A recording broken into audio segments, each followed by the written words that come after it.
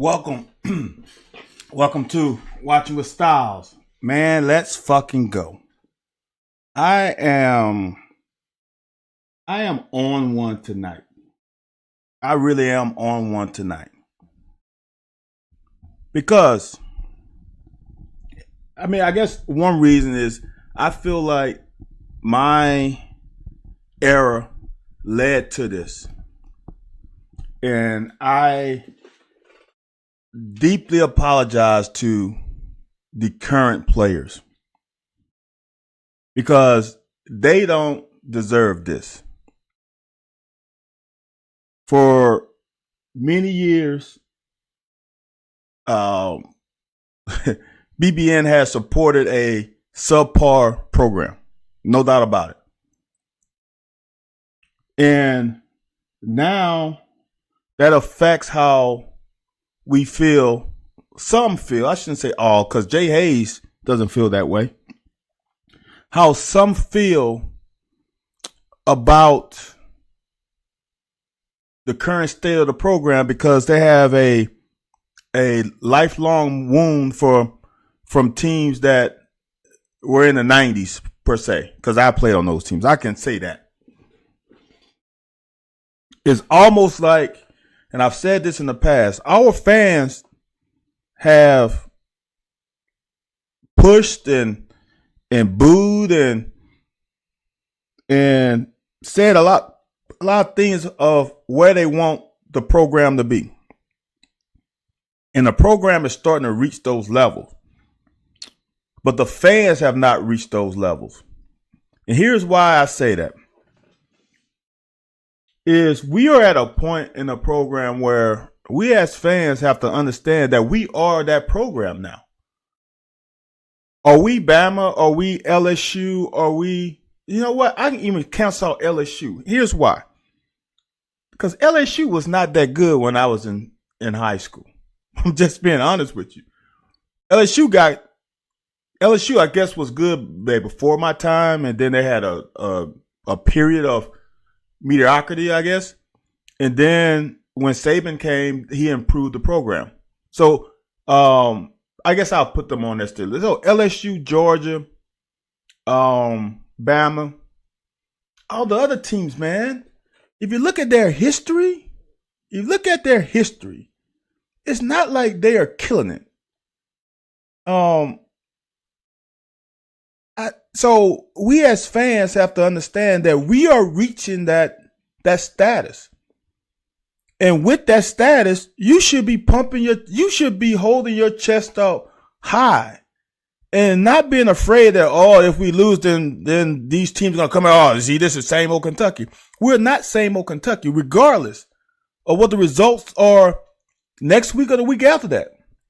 We are not the same old Kentucky. And stop fucking acting like it. We act like it. You know why we act like it? And this is why I said, is because, oh my God, here comes Florida. Oh shit, this is going to be, man, Florida, since 2016, we haven't beat them, but we should have. We have been on a same level as Florida since before 2018. Just go look at those 2016, 2017 games. We have won 3 out of the last fucking 5. We have beat Florida back-to-back games in the swamp. No, not back-to-back. We had the 2020 season. Man, that 2020 season, I don't remember. We have beat Florida in the swamp twice in a 5-year span. So for me, we need to step up as fans and be like, man, what the Florida should be scared of us. That's where we should be at. Florida should be scared of us. Because the last 5 years, we are proven, have we not won 3 out of 5? Have we not won 3 out of 5 against Florida? Who would have ever fucking thought that we would have a winning record over Florida? The same team that Tennessee has problems playing against. See, that's what Scott goes, Florida ain't Vandy. Have you seen Florida play this year? Are you fearful of this? Is not Danny Warfel and I can't remember all the players back then coming up on us. I mean, when are we going to feel like we are that team? I don't give a damn what the national media thinks. We as fans should be confident in this team. I know we are. A lot of people only watch us. I get it. I totally get it. I do. But if you've watched football this season, everybody has issues. Everybody. There are not many teams that you're like, oh shit, that's the team to beat. It's just not. When are we gonna step up as fans? When are we gonna be like, no, man, I don't give a damn who we playing. Oh my God, we gotta go play. We gotta go play Mississippi State on the road. We gotta go play such and such on the road. Well, when are we gonna say Alabama gotta come and play us at home? When are we gonna say that Florida gotta come play us at home? When are we gonna get the benefit of the doubt? When are we gonna get the benefit of the doubt? Oh, our O-line is horrible. Have you not seen some other offenses?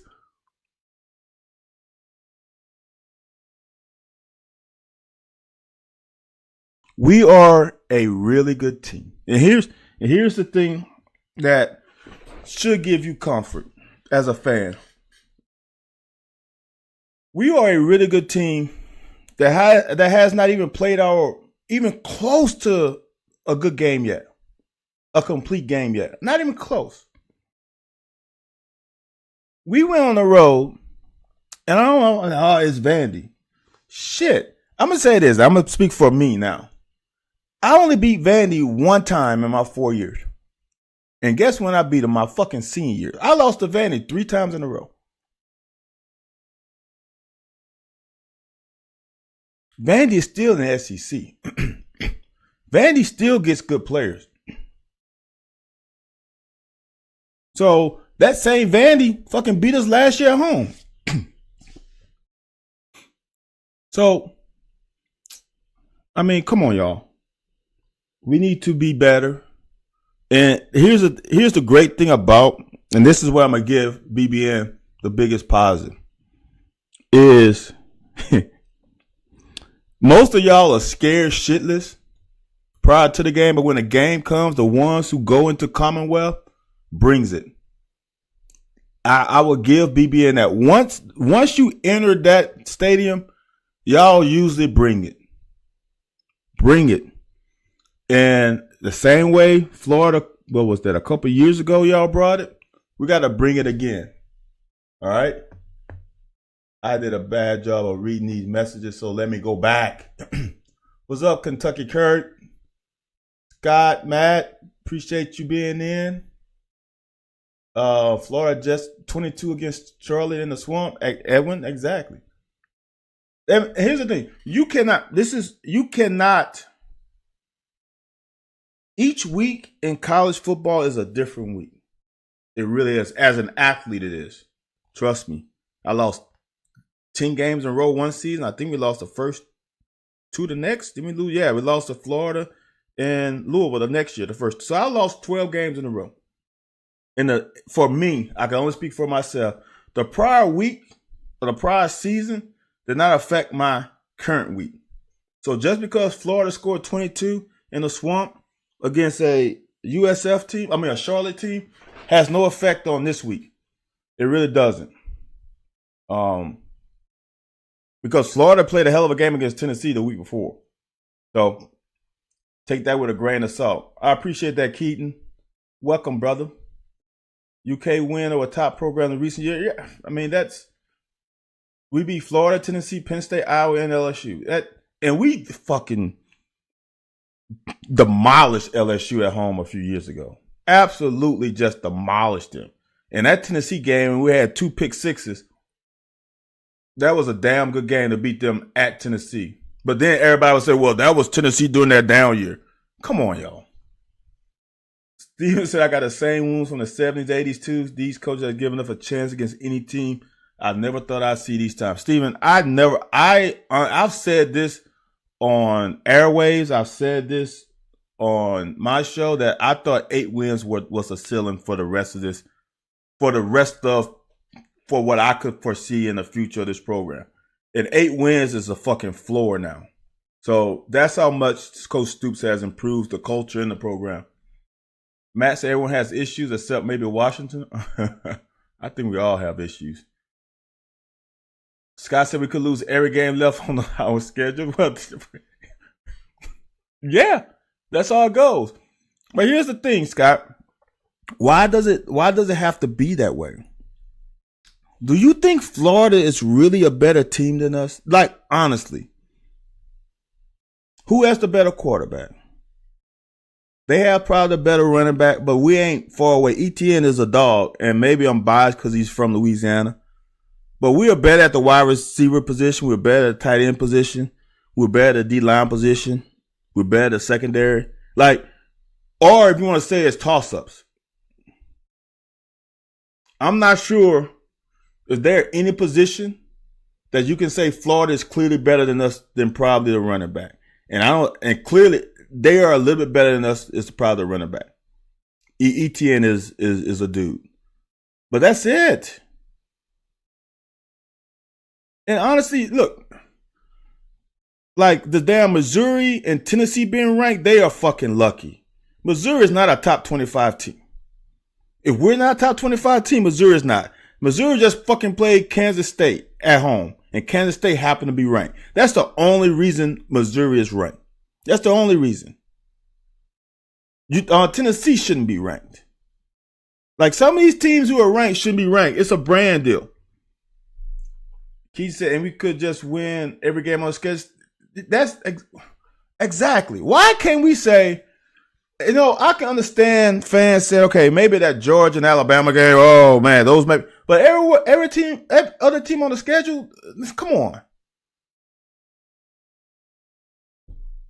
Yeah, Vandy has never had a home field advantage. Even when they had Cutler there. Never. So, all right. So let's get in this film.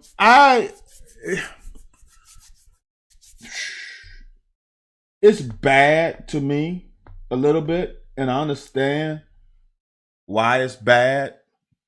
Because when you jump out to a 21-point lead, you expect that to continue. And then you watch other teams like you just watched Oregon just slaughter Colorado. But then, to me, comparison's a thief of joy. We beat this team by 17 points at their home. Coach Clark, I'm going to call him, has a great way of having this team play hard the entire game. They play hard, but I would say this. It wasn't that we didn't play hard. We just shot ourselves in the foot too many times. And that's what we've been doing all season, is shooting ourselves in the foot. It's not because of effort. It's not because of attitude. And I hear the whole narrative of we took our foot off the pedal. There's no taking our foot off the pedal. We fucking still was throwing the ball. We just didn't execute. And here's the last, and then let's get into it. Here's the funniest thing about this is I've been on this thing for a long time that players win games. I've been saying that for forever. And then when we get Scangarello last year, Scangarello is terrible, right? Then now Liam is here, and now I read on Twitter that, it's the players. I don't understand. I'm not either one because I'm consistently on the players. Why are fans not on Liam like they were on Scangarello?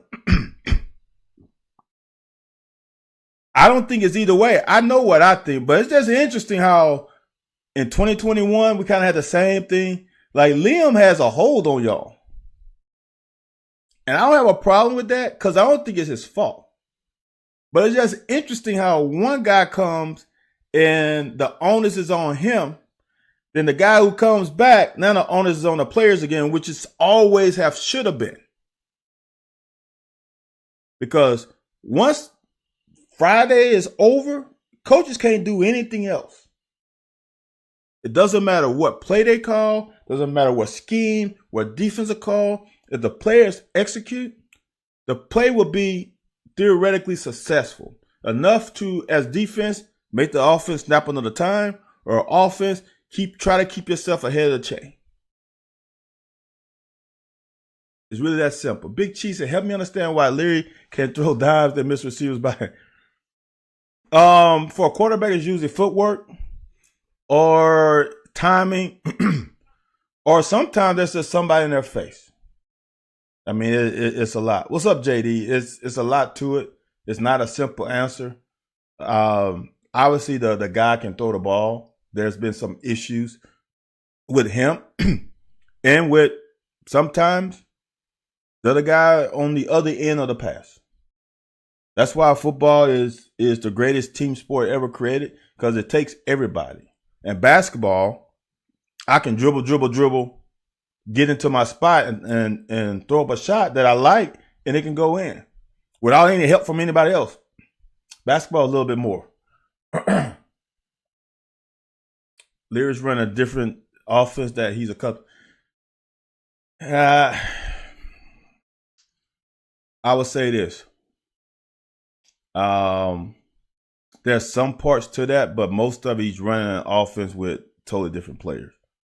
If he was at NC State running this offense with the players he's been in the huddle with for 2 years, it wouldn't be an issue. He's playing with new players. I'm going to say something else. The pressure's on because this is his senior year too. This is his last time of proving what he can do as a quarterback. And I'm sure one issue or one con on Leary was his arm strength, because he's been forcing balls that I don't think should be forced. Tony said, A-Dot opined this morning that Leary's ready to throw the pass or wide receiver. That has happened for sure. You can tell him holding and waiting, but that's, you know what? I'm going to say this. And I've seen Drew Brees do it too. Drew Brees has that ball in the damn, just ready to throw, and he's waiting. It happens. But yeah, I think there's some issues. I think there's some issues with some wide receivers timing during a game compared to timing at practice. And we are plagued by drops, Edwin. You are damn right. Drops is not a good thing. Then he could be holding it too long. JD said then he could be holding on too long. You don't always throw the ball before the route is finished. No, yeah, there are timing routes and there are all kinds of routes. Look, here's the crazy part about it. This is the crazy part about it to me, is no quarterback is perfect. Trust me, I played against Peyton Manning for a long time. Played against him in high school and played against him in college. Didn't play against him in the pros, but not every throw of Peyton Manning is perfect either. Quarterback missed throws. And there are reasons for it. And some of it, they just a bad fucking throw. I'm human. My footwork could be perfect. My arm slot could be perfect. I just missed it because I'm a human being. It happens. Shit happens. The only thing I don't like from Devin is, I'm going to say this. I think he's been fed that, hey, throw that ball, throw the deep ball. So I think he has thrown some bad balls because he's asked / told to give him a chance. Give him a chance. So I'm not sure if anybody's running the wrong route per se. I think some guys are having trouble getting to the spot at the right time. That's what I would say. I'm not sure. I'm not sure. Like even the last week where we had the interception, and I was told that Liam said that was supposed to be a comeback by Dan Key, and Dan Key ran a fucking comeback. If you watch the film, he ran a comeback. So if he was supposed to run a comeback, he ran a comeback. He might not have ran it. If it was supposed to be 15-12, maybe he ran it 17-15 or something. I don't know. Elliott Robinson definitely needs to get more passes. I was shocked this week. I was shocked. But I'm going to say this here.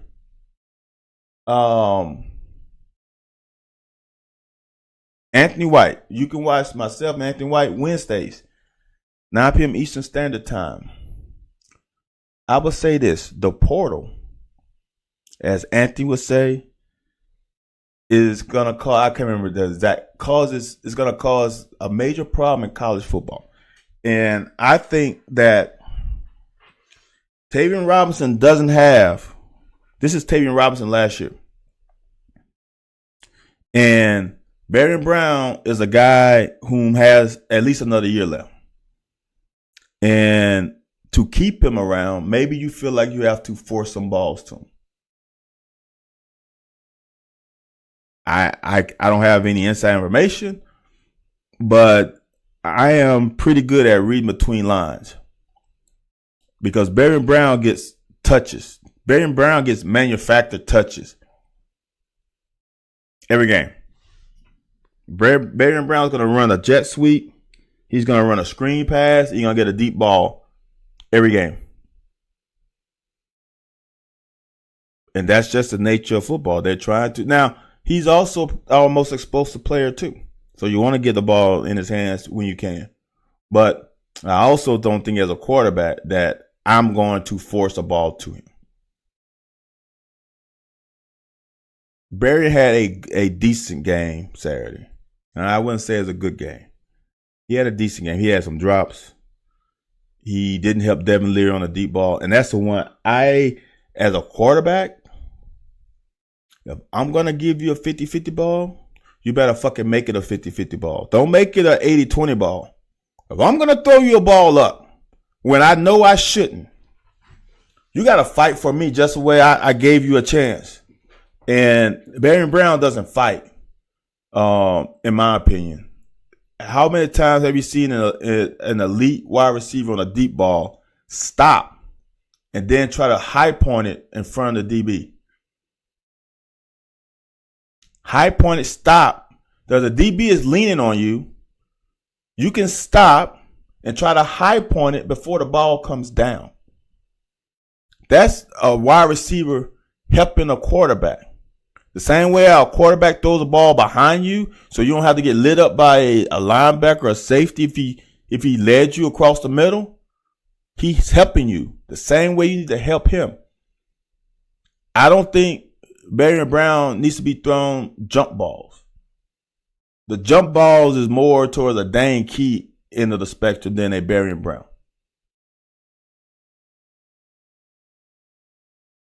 So, exactly, Tony. Exactly. See, but here's the thing, Chris, about manufacturing touches for him. I don't think the deep ball is a manufactured touch for him. I don't think you need to do that. The screen, some short hitches, anything like that is fine. But a deep ball, a 50-50 ball, it's not him. That's just, it's not him. The 50-50 ball, no. And I'm not, and screens are iffy too. Because he doesn't like to get up the field. As someone said, he dances too much. In the screen, you got to get your ass up the field. Is Burton good? I'm not sure. I would say this. When Horsey comes back, we have a good problem. Because Dylan Ray deserves to play. And not just play, he deserves to start. He has proven that. So it's going to be an odd man out. And the bad thing for Burton is that Eli Cox can play center. He can play center. So in essence, you want to get your 5 best linemen out. And if Eli Cox, Horsey, and Dylan Ray and Cox and the combination of Flax and Ford are our best 5, you got to play with our best 5. It's just that simple. This is a performance-based game. And if your performance isn't deeming you to play, JD, don't go by that PFF shit. I don't think Burton. Well, I would say this. You could be right, because I haven't been high on Eli Cox this year, to be honest with you. So you could be right, but I don't know if Burton is a better right guard than Cox. That's something to be determined. Why do people like Kyle Tucker keep trying to say this O-line is just bad? Man, look, it's the same. You know what? The same thing how I said earlier, how some fans feel like they feel how, oh my God, the world's going to end. We're too good and things are going to fall off. I mean, the O-line, if you look at it from just a game eye, I can see people saying it's not good, but it's not. To me, it's not true. When you look at the film, it's hardly true.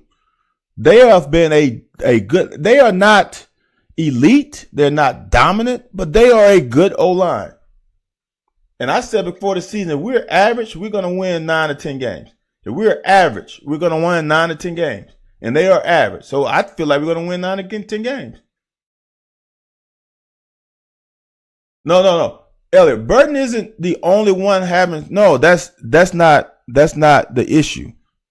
Because Burton moved to right guard. Didn't him and just Cox just switch spots? The thing about it is when Horsey comes back, whom do you take out? It's like when people do the Mount Rushmore or the top such and such players in any sport, and someone comes with a list. My question is always, whom are you going to take out? So if Horsey comes back, whom are you going to leave Horsey on the sideline? Someone has to come out. And Dylan Ray is not that one.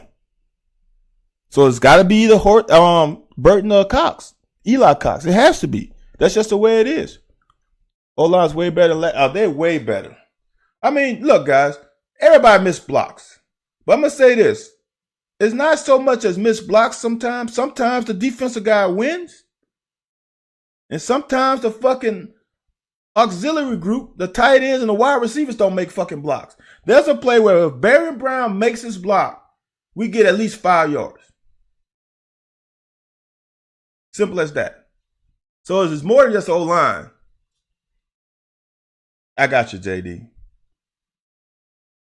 Well, the O-line has always done zone blocking. I would just say this. It is hard. I don't think people understand how hard it is to zone block. It's hard to block, period. But running, I wish Jorge was in here, because then he could, being an O-lineman, he could second it or disagree. When you zone block, it's more if you're going on a path. When you gap scheme, you're going kind of at a person. And the ability to play with each other is what makes a wide zone or even an inside zone blocking better, because you trust your teammate that he's gonna protect you. We're much better. I'm gonna say the run game is not bad.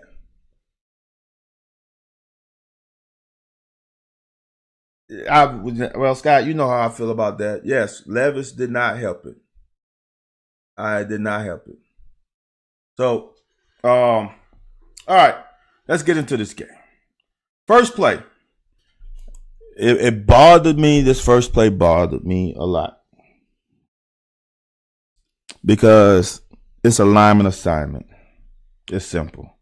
All right. And I don't know who's wrong. I really don't. But if Afari is going to detach from the end of the line. I think that's D-Jack, has to bump. Because watch, if he doesn't bump, you leave this zone here wide open. Or is Alex Afari supposed to hold this fort a little longer before he expands to the flat? I'm not sure because I don't know the coverage, because it's not, to me, it's not cover 4. Okay, Shaka comes in.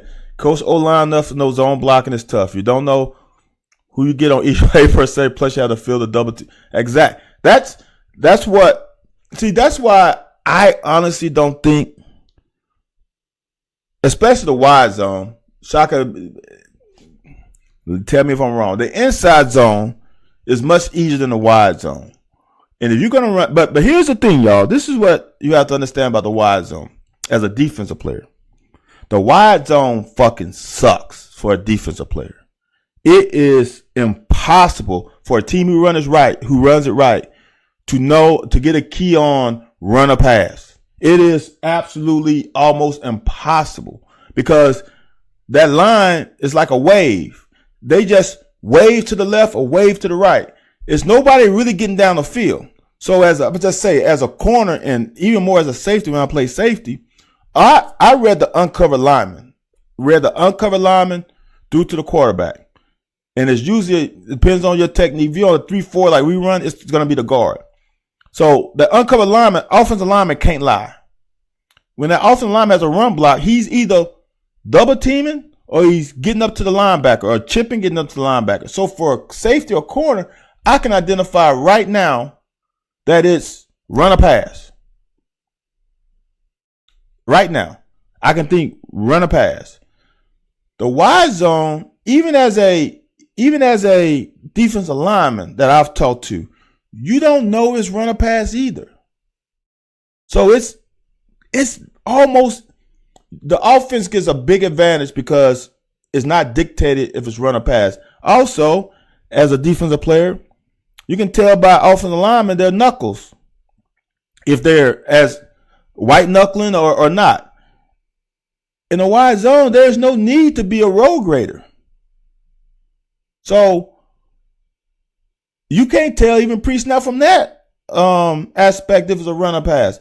The wide zone is, if you can do it, it is difficult on defense. The only problem is it's better in the NFL. You know why? Because you can get guys that can play together for 5 years or 3 years.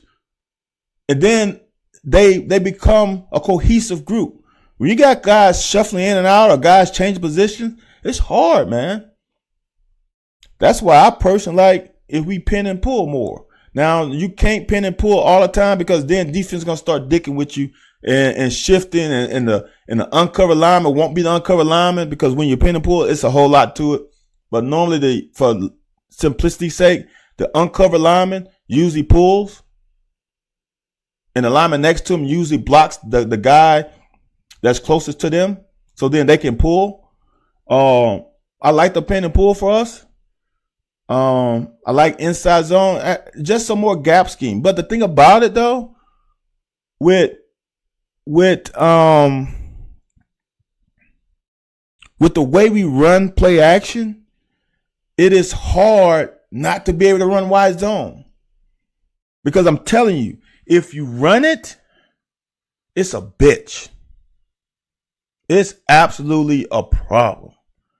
And if you run it well, it makes playing O-line a little less stressful on the pass game. Because as a defensive lineman, as a linebacker, you have to respect the run. You have to. So I don't know if we can ever get to a wide zone team in college. I really don't. But the thing about it is, if you're gonna do it, you have to keep trying though, because you just can't give it up. And the thing about it, if you're gonna run it, you really can't be the team that sprinkles in gap scheme and pin and pull and inside zone and all that shit, because then the guys have not gotten a chance to perfect the wide zone because you sprinkle in so many other different options. But in this performance-based league, in this win-loss-based coaching situation, you're going to have to because you want to win games. So it's tough. So somebody said that this was on a forward. Chris said that this is on a forward. See, I hear you, but I can't say without a shadow of a doubt. And that's the hard thing about it. I can't say without a shadow of a doubt that that's what he has. I agree with you to a point because it looks like we're playing. It looks like we're playing cover 6. Looks like we're playing cover 4 here and cover 2 here. That's what it looks like. But I can't without a shadow of a doubt say it. But I think it's a Fari too because D-Jack didn't expand and he's pretty well with knowing where to drop.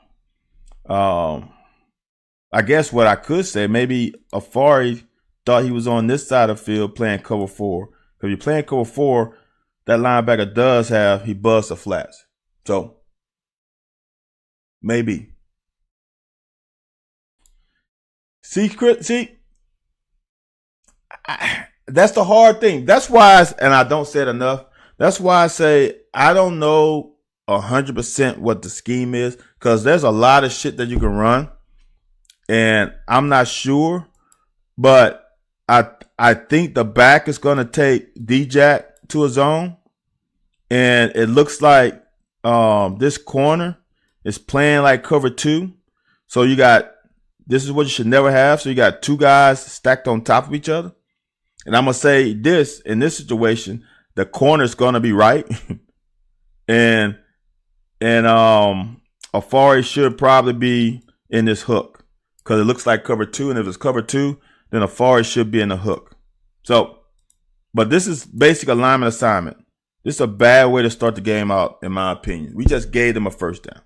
But we do settle down. If DJ bumps down the hash, it's wide open. Bumps down the hash, it's wide open. If DJ bumps down the hash, so if DJ bumps to the hash, all right? Here's something I want fans to understand. And DJ's a little different. Is in non-high school typical. The field is divided. The coverage is divided in half. All right. I'm gonna just talk about corners and safety. These 2 guys are only worried about this number 1 and this number 2. Whatever happens on this side is irrelevant to them. They don't care. And likewise, these 2 guys only care about this number 1 and this number 2. Period. So if D-Jack bumps, it doesn't make anything open because if they're really playing cover 4 backside, which I think they are, and this number 3 affects D-Jack though. But if he's supposed to bump, he can still bump and this affects him, right?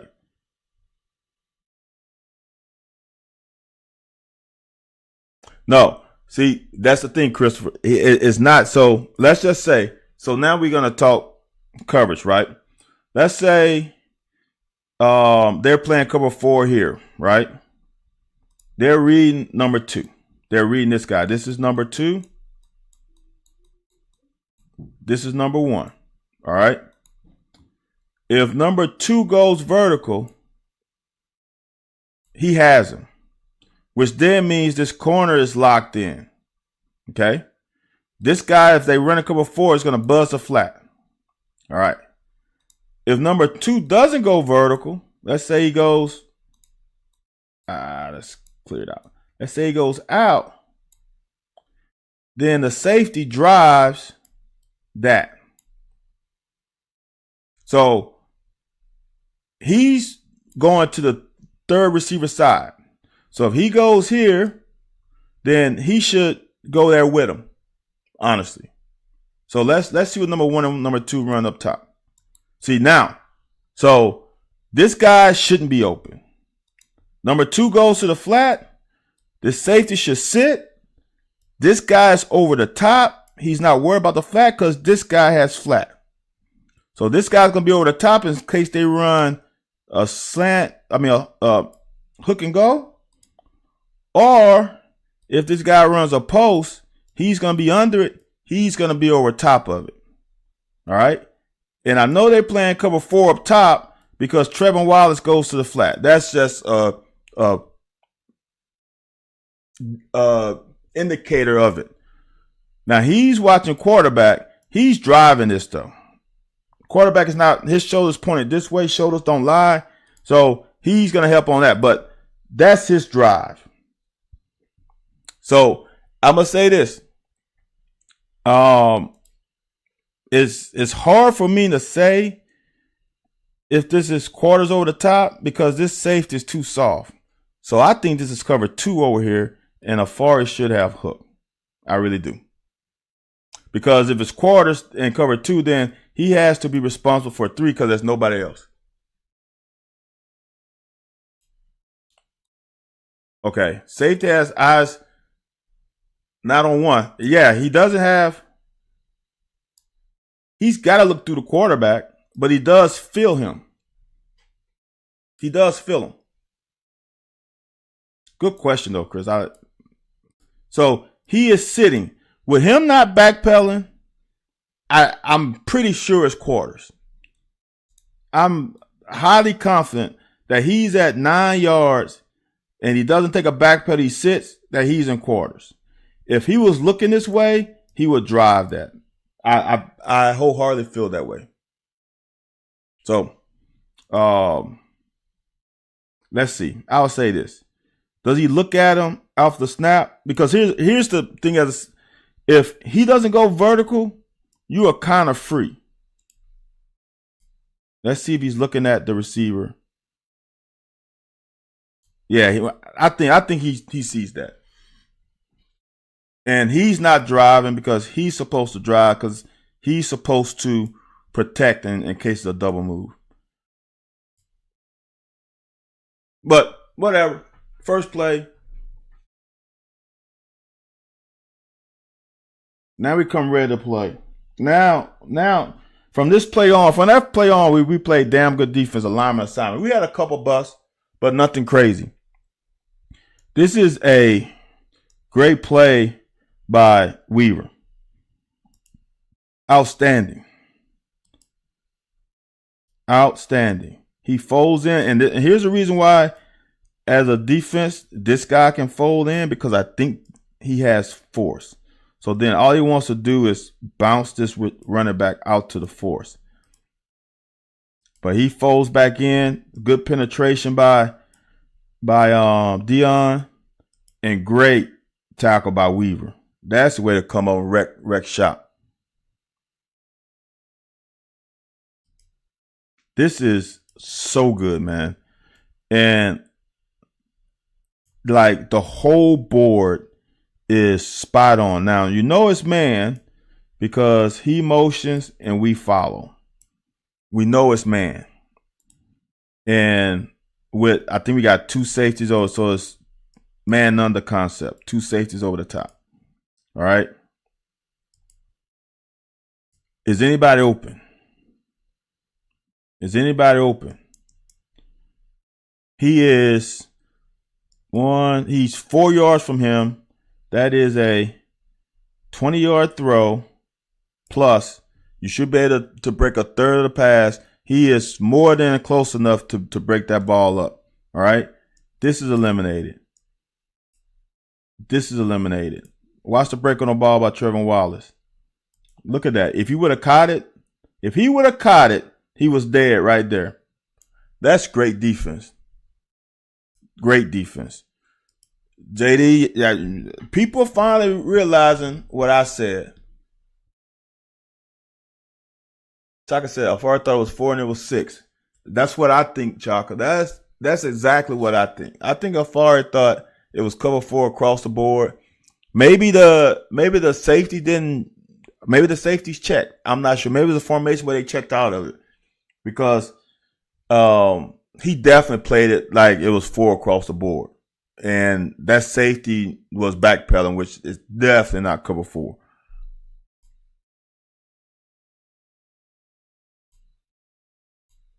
Now, this is extremely difficult, and we got lucky with this. This is why, man, to me, playing man is so hard. And this is why I love playing zone with eyes on quarterback, because when you bunch like this, we are, as a secondary, well, it's not even those three because that's safety. I think it's these three. We are in a disadvantage because if anybody goes across, we're already beat because he won't get there. And Swan missed the easy pass. This is the one right here. That's the pass. Now, I know you got 101, right? But people better put some respect on Harrison's name, because this guy's butt naked open. He's butt naked open. It's just, he's open. Now, the way you combat that, though, for me, is safety gets, you kind of box it. You box it with these two guys, so it's a box. I don't know if I can draw. I'll draw it for you. So it's a box. So this guy takes first outside, second inside, first outside. Or when this guy goes under, he drives and you replace and play cover 2 safety over it.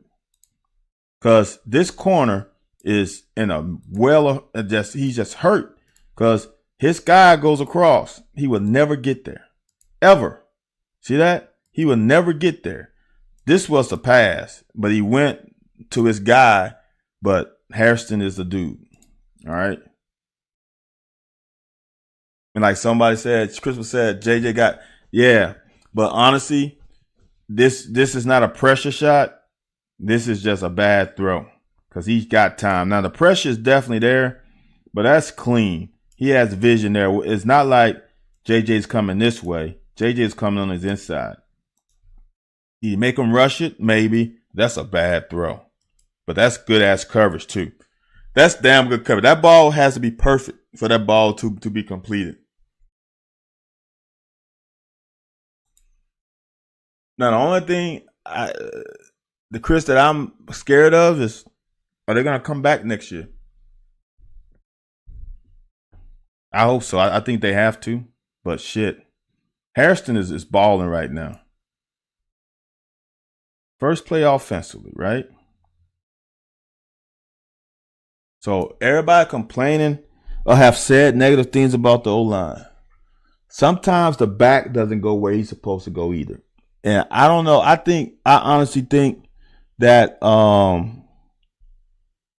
that Ray was a little amped to start the game, because if you see this right here, where's the hole?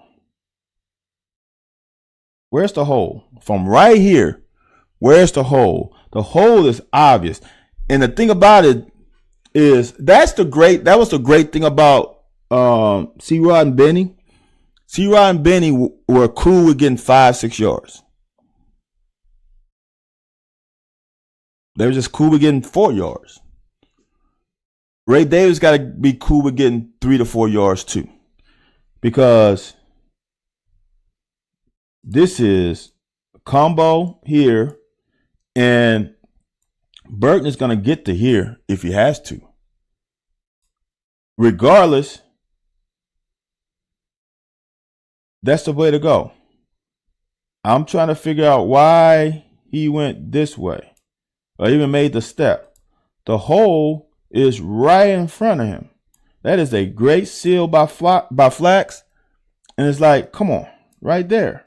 We got something. That's not the spot.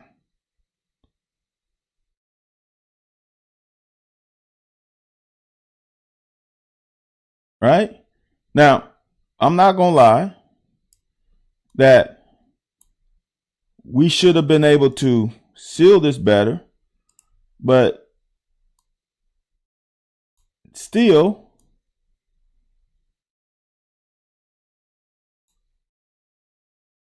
I think it's here. I mean, I understand here. And maybe that's me being too critical. But man, I see nothing but white here.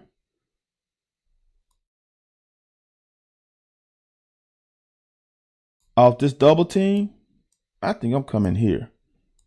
Because this is a double team. This isn't. I'm trusting this damn double team.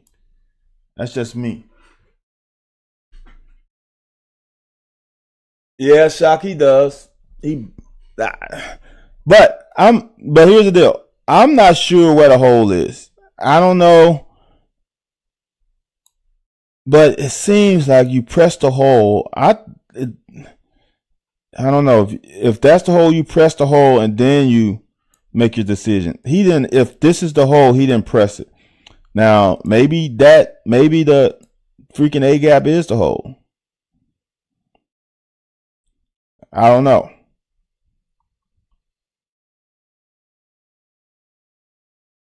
Because if it was a hole, this is a poor block by Dylan.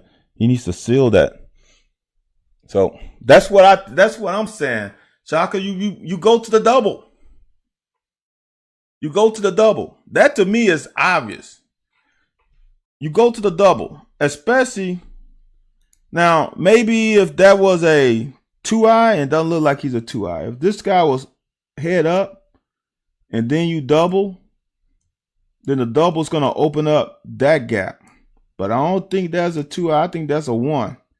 And that's a 1 and a 3. They in a 4-3. This is a 1. This is a 3.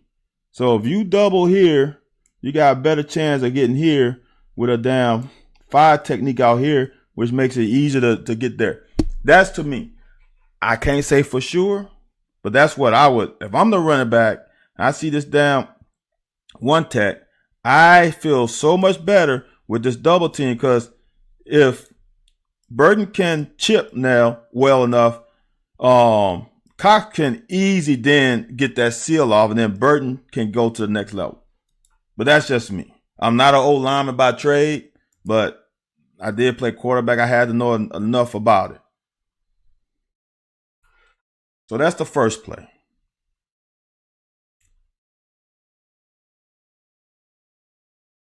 Looks like inside zone. Yeah, probably hold the cutback. I like the hole he chose, but not the way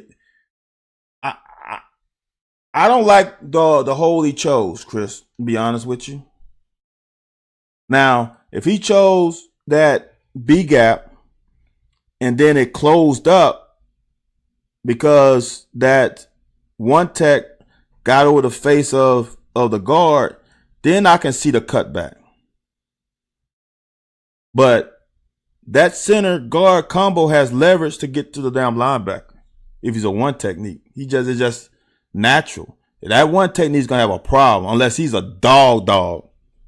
Like he's got to be able to. I just don't see why he didn't press that double team. This is timing, and someone said earlier that he's waiting. See, this is a thing where when that back foot hits right there, he wants to throw it. When that back foot hits on a timing route, you want to let it go. And with them playing, looks like cover 6 here, he's open now. See how he kind of had to wait a split second? Wait. See that little double hitch? See that little hitch there? Let's see if I can see it in fast motion. Right there. He held it a split second longer than what he wanted to. He wanted to throw it. Now, he had to hold it and then get it. So that could be the issue with timing sometimes. On inside zone, read play side guard. Yep. Exactly. That's what I say, Shaka. And Shaka coach old lineman, so that I'm gonna go with him. So to me, that's the obvious one, though. That I would say this though. What Ray could have read, because the shortest distance to the goal line is a straight line. Maybe he saw daylight and he wanted to hit his head on the goalpost. Maybe. I don't know. Let's say they just magically moved to if they move to the NFL hashes, would it Explain that more, JDT, because I think I might get you, but I want to make sure I get you before answering that, because I'm gonna say this.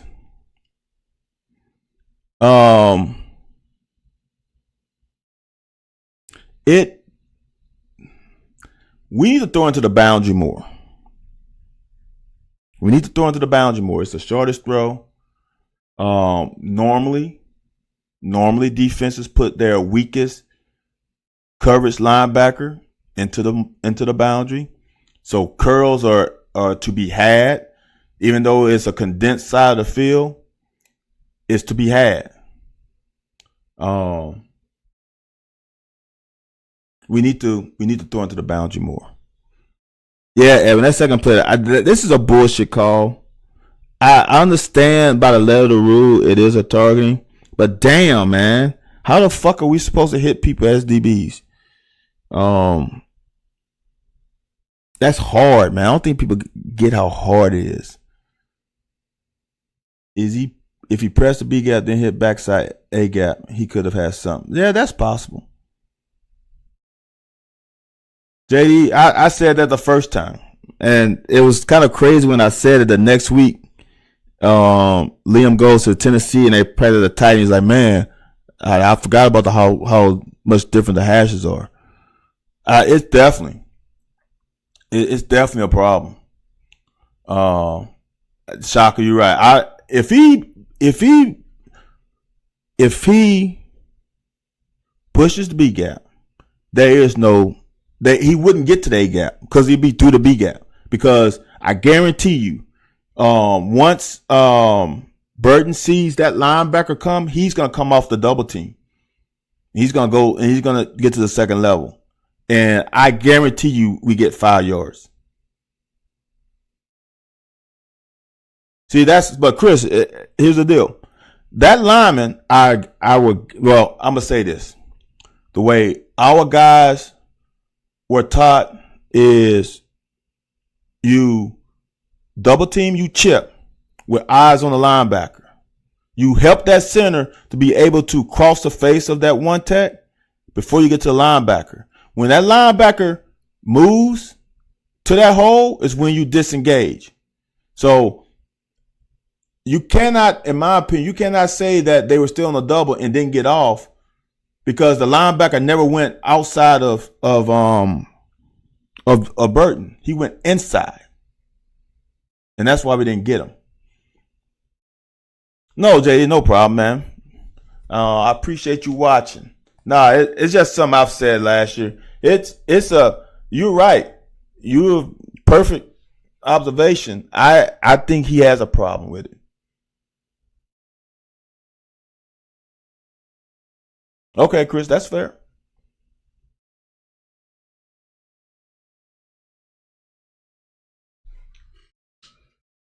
All right, so yeah, that target call was bullshit to me. That's me, and I know you have to make it. I know you have to make the call. I still think it's bullshit. This play, play like this. Seal, decent block by the receiver. Even we only get a couple yards out of it, like 3 yards out of it. Barry and Brown for me. See, and this is the hardest thing for young players to understand, is not every play is a home run. Okay? This is 1st and 10. We giving you a shot. Keep your ass out here. I know there's a guy there. I know that. But trust your speed. At least press him. I think, honestly, with your speed, that you can get at least 2 right here. So now, instead of being 2nd and 7, we're like 2nd and 4. That's a big ass difference as an OC. 2nd and 4 is, as a defensive coordinator, is a bitch to call rather than 2nd and 7. Go outside as it's supposed to, and then do what you gotta do.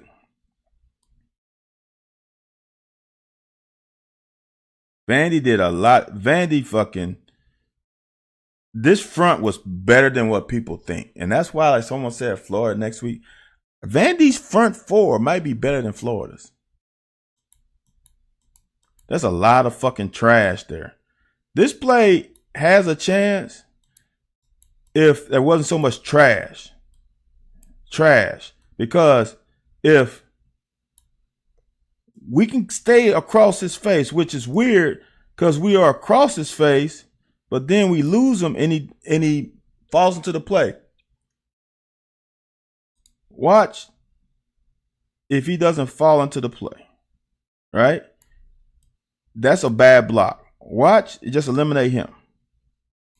Look at that fucking hole. Look at that just gash.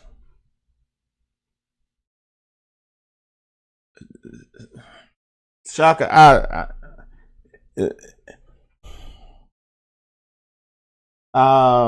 don't like to say this, but it's a form of selfishness because you're trying to do too much. You're trying to do too much. Like, just do your job. That place is designed to go outside. Stay your ass outside. Stay your ass outside and get the fucking 6 freebies.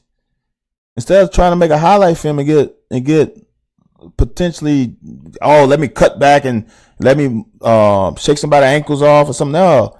Stay your ass outside. Get them 6-7 yards. That's big for offense. Yeah, I don't get it either. There was a lot of slipping. But Dylan Ray is trying to cross, and I don't know what happened. And then Cox pushed him. But I'm telling you, eliminate that guy, right? Look at that. Good block. Good block. Good double team. Eliminate that guy. This is out the fucking gate. That's out the gate. That is out the gate. Look at that.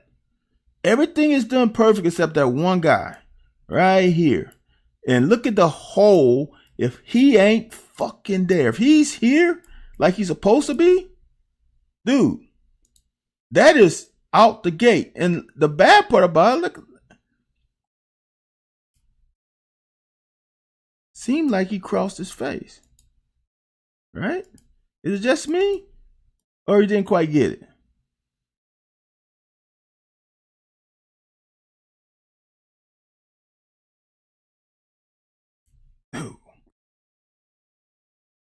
Now, somebody said something about clock. I don't think Cox can snap and chip. Someone had to tell me. I'm not sure. But if Cox could have chipped and then gave Dylan Ray a little more time to get over, that could have possibly helped. But, bruh, this is when people say the offense is, the O-line is blocking. Dude, they are blocking. This guy just falls into the play. Because if not, that's fucking out the gate. Easily.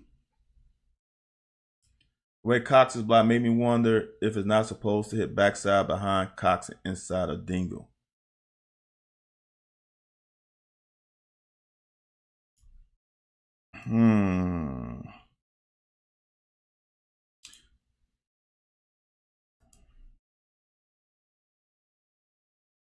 Let me go back. Because y'all bring up some good.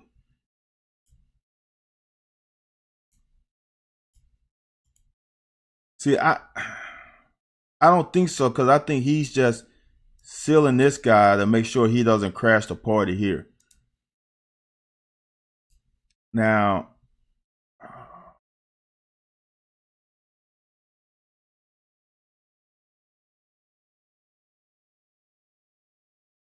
see, I don't see anything backside, to be honest with you, because you got a free guy here. I really don't. Then he had to bounce. I don't think there's nothing there, to be honest with you. To me, it's all here. Now, I do understand why is Cox chipping here. But with him pulling, taking that guy, what is Cox supposed to do? He's got to get some work in there. Because Cox, even if you get to the linebacker, I don't know. That's an interesting one.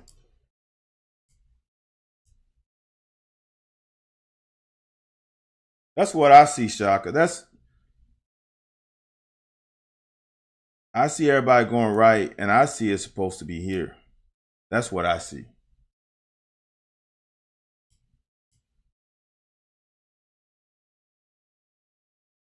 But for me, this is just me. Like I said, I'm not a lineman, but this is a 3. This is a, oop, how did that zoom in so much?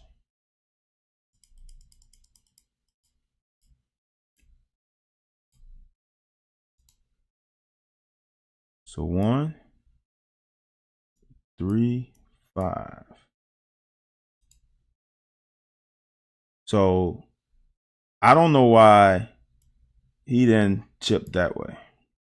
Because you don't need to chip on him. He's already in a negative. So I don't know why Eli Cox didn't chip here to get him time to seal and then get up to here. Because that's an easy block. He's coming here. We got this. We got this. To me, the hole is this way. Right? That's the easiest one to me. But Soccer, you think Marcus Cox screwed up? Is that what y'all saying?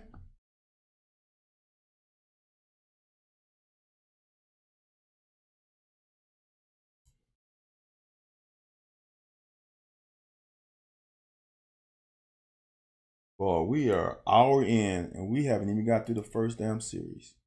Boy, is this going to be a long one. All right, this is a play that bothers me too.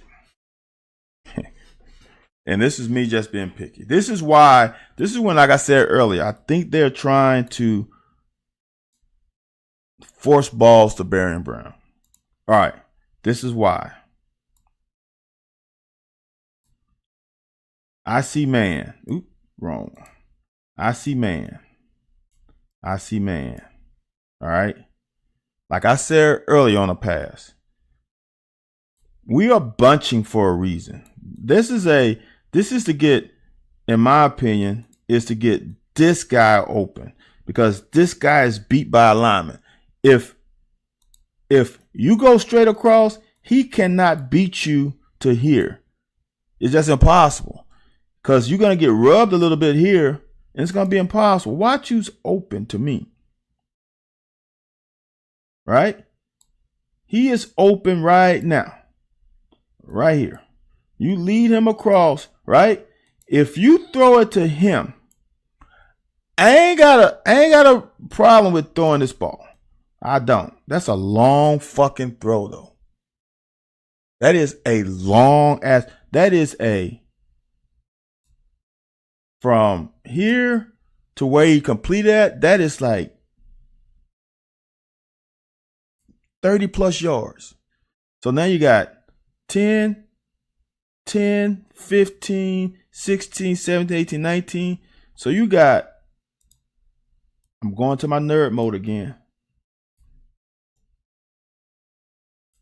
You got 19 and you got 30 plus yards.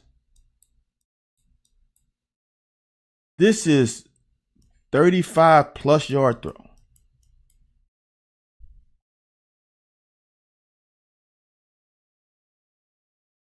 That is a long ass throw. You know what throw is short? This is a 5, 8. This is a 10-yard throw. 10-yard throw. It's right in front of him. Right? But here's the deal. If he gets it to him moving, this can be an explosive play. Because who's going to catch up to him? Look. If you throw it at him, and Tavion catches the ball about right here, there ain't nobody else there. He's got to drive on that. I mean, that's little. It's a completion. I'll take it. That's a long ass throw, man. That is a long fucking throw.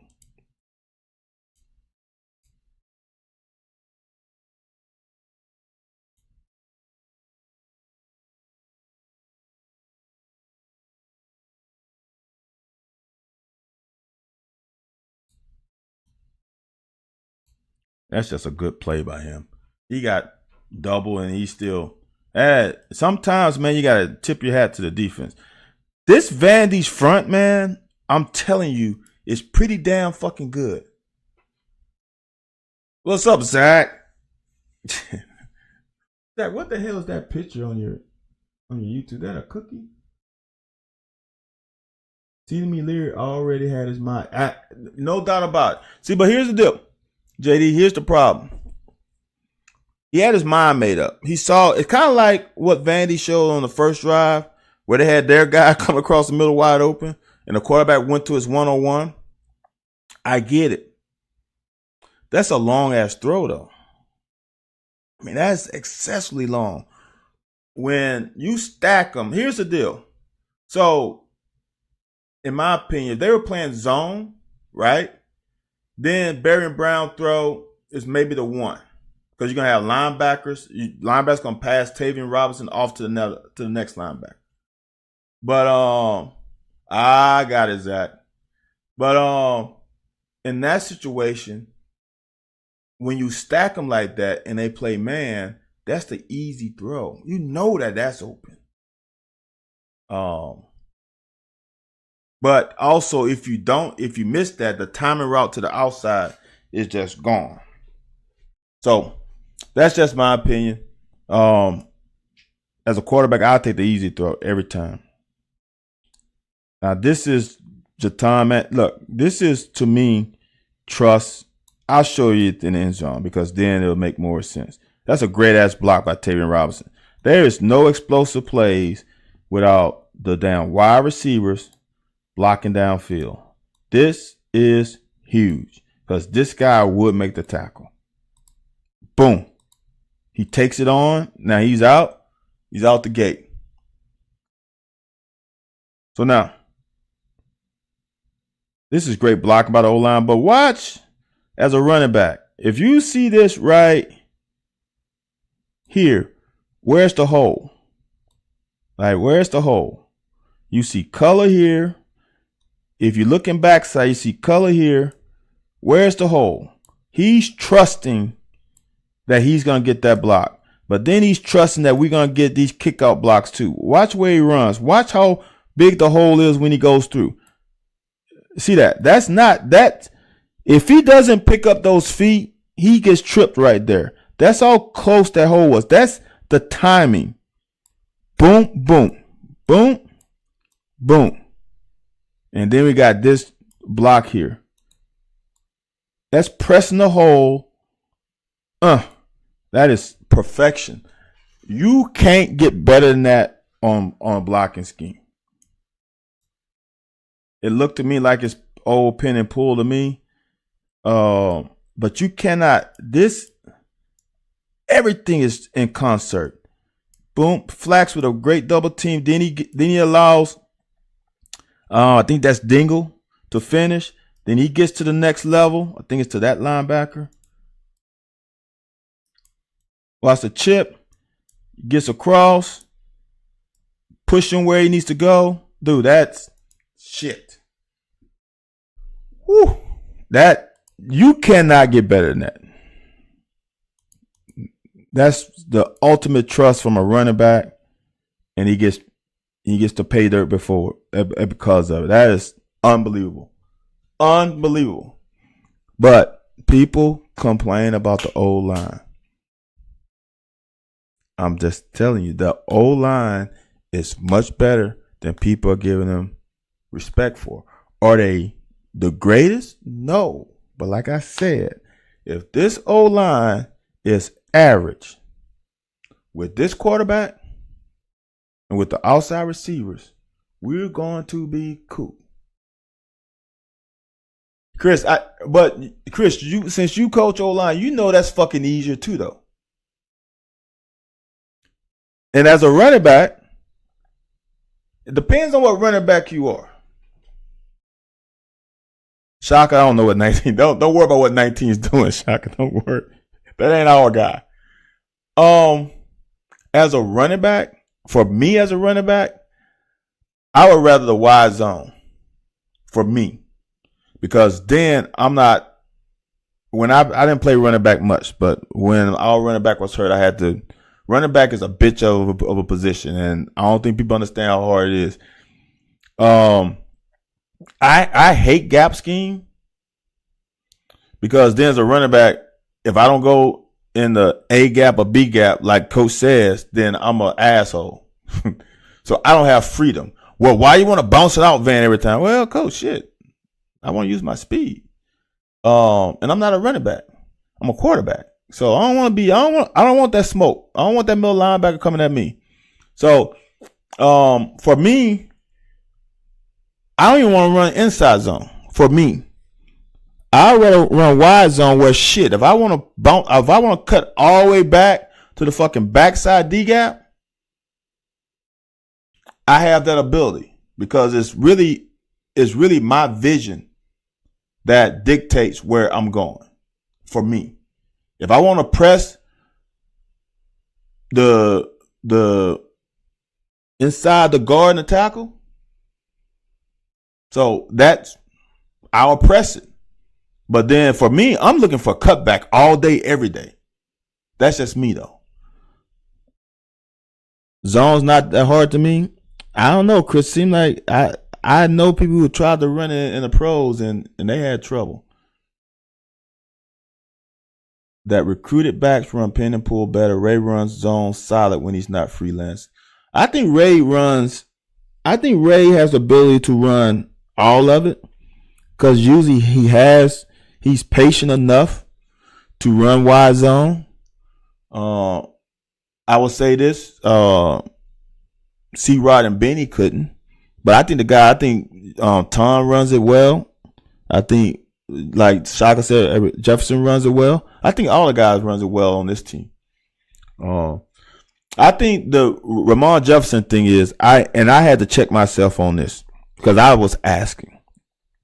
We have to remember that this guy is barely a year off of that knee surgery, and I think they are allowing him to get his feet wet before dousing him into to the deep end of the pool. I really do. And the reason why I say that, because he's been dressed, and why are they not playing him? The only thing I think of not playing him is because they want to just bring him along slowly, because it is a long season. As some people say, this is when the season starts. Well, he might start seeing more run now, and he'll probably see even more after this bye week, after the Mizzou game. He's gonna get his opportunity. I for damn sure believe that. So I think you gotta wait and see. I think they're being overly cautious with him. I think that's just my opinion. I'm not sure, but I can see that. So I hope so. I hope so. In my Kodak Black voice, I hope so.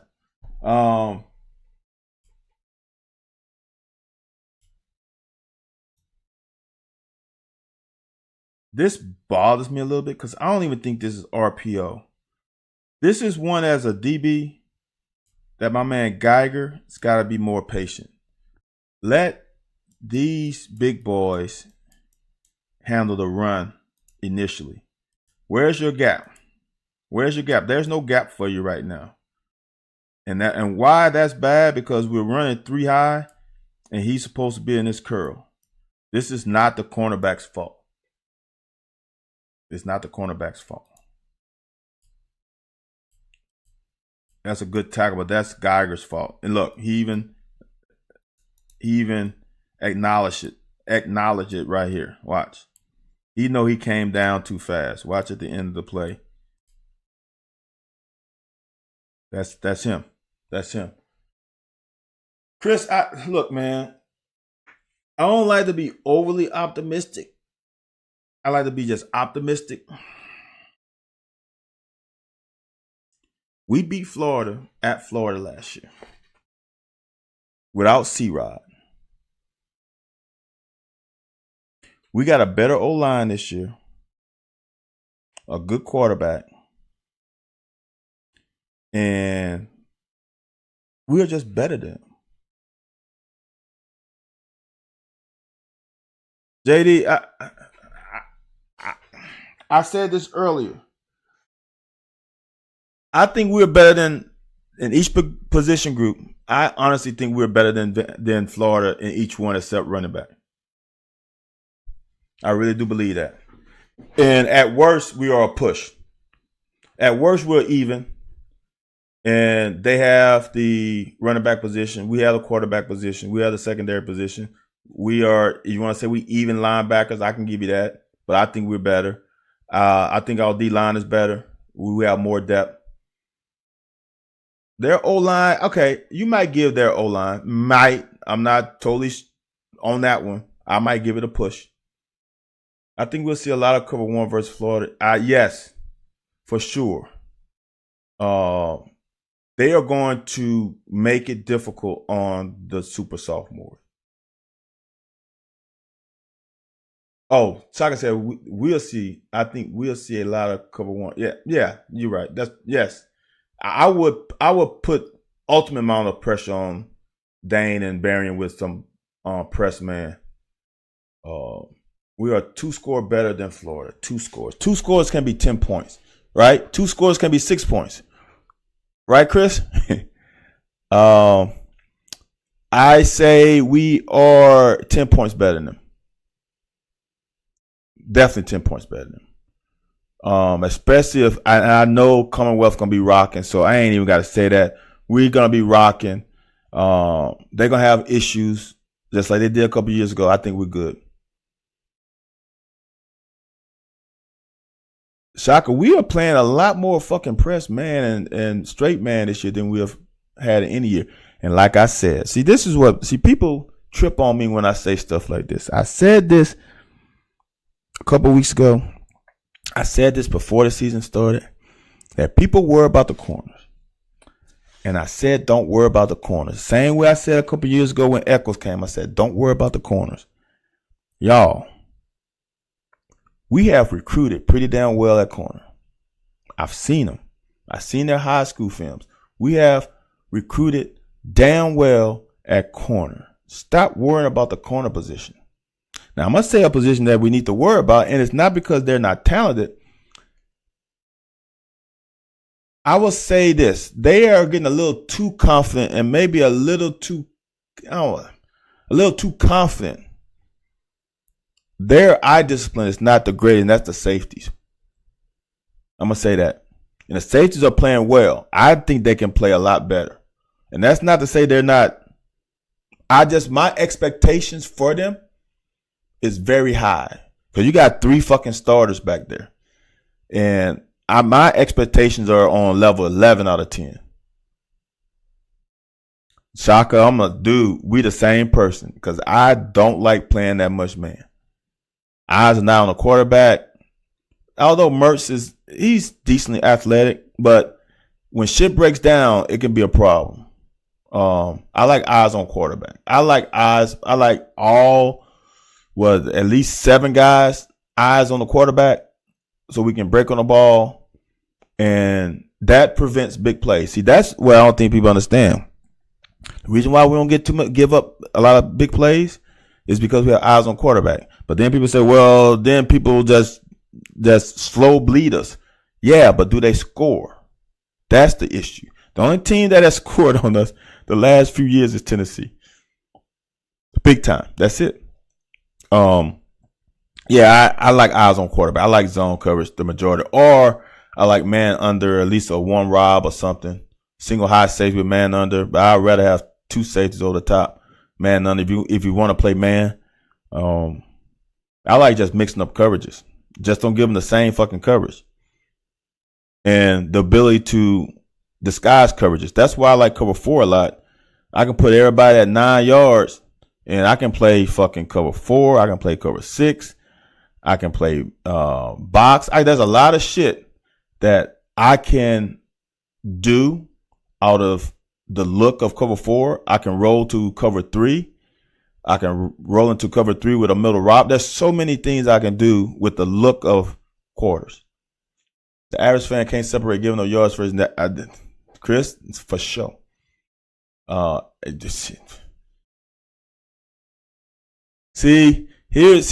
Shock, if you go zero coverage, if you go zero and one guy gets beat, it's tutty. That's why I don't like zero. Your linebackers better be dogs. And when I mean dogs, they better fucking be able to get there. Quarters is the best coverage that's ever been created. Quarters is the best coverage ever created because quarters is a read coverage and it can turn into cover 6 just off of just calling cover 4. It can turn into a whole bunch of shit because it's read based. I love quarters is the best coverage ever. The only problem with quarters is dictating when number 2 is vertical. That's the only problem. And that means that the corner and safety have to see it exactly alike. But you can simplify that off rip.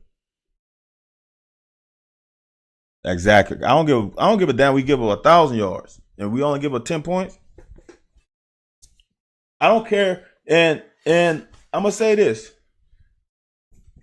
If you have a good offense, time of possession isn't as important either. The things that's important to me is field position.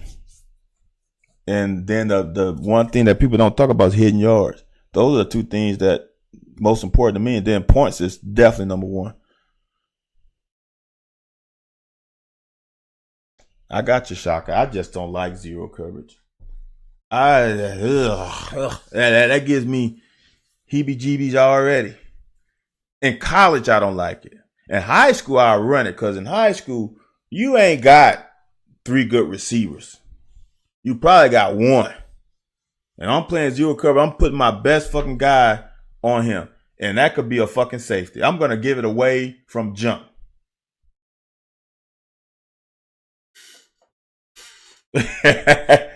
No, you know what?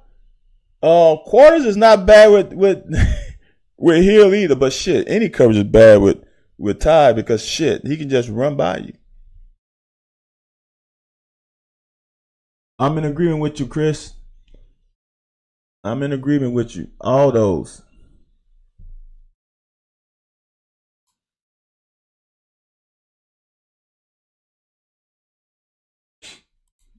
It's good coverage, man.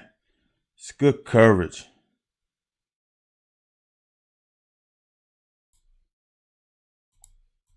Everybody taking care of their gap. Keaton Wade had a pretty good half.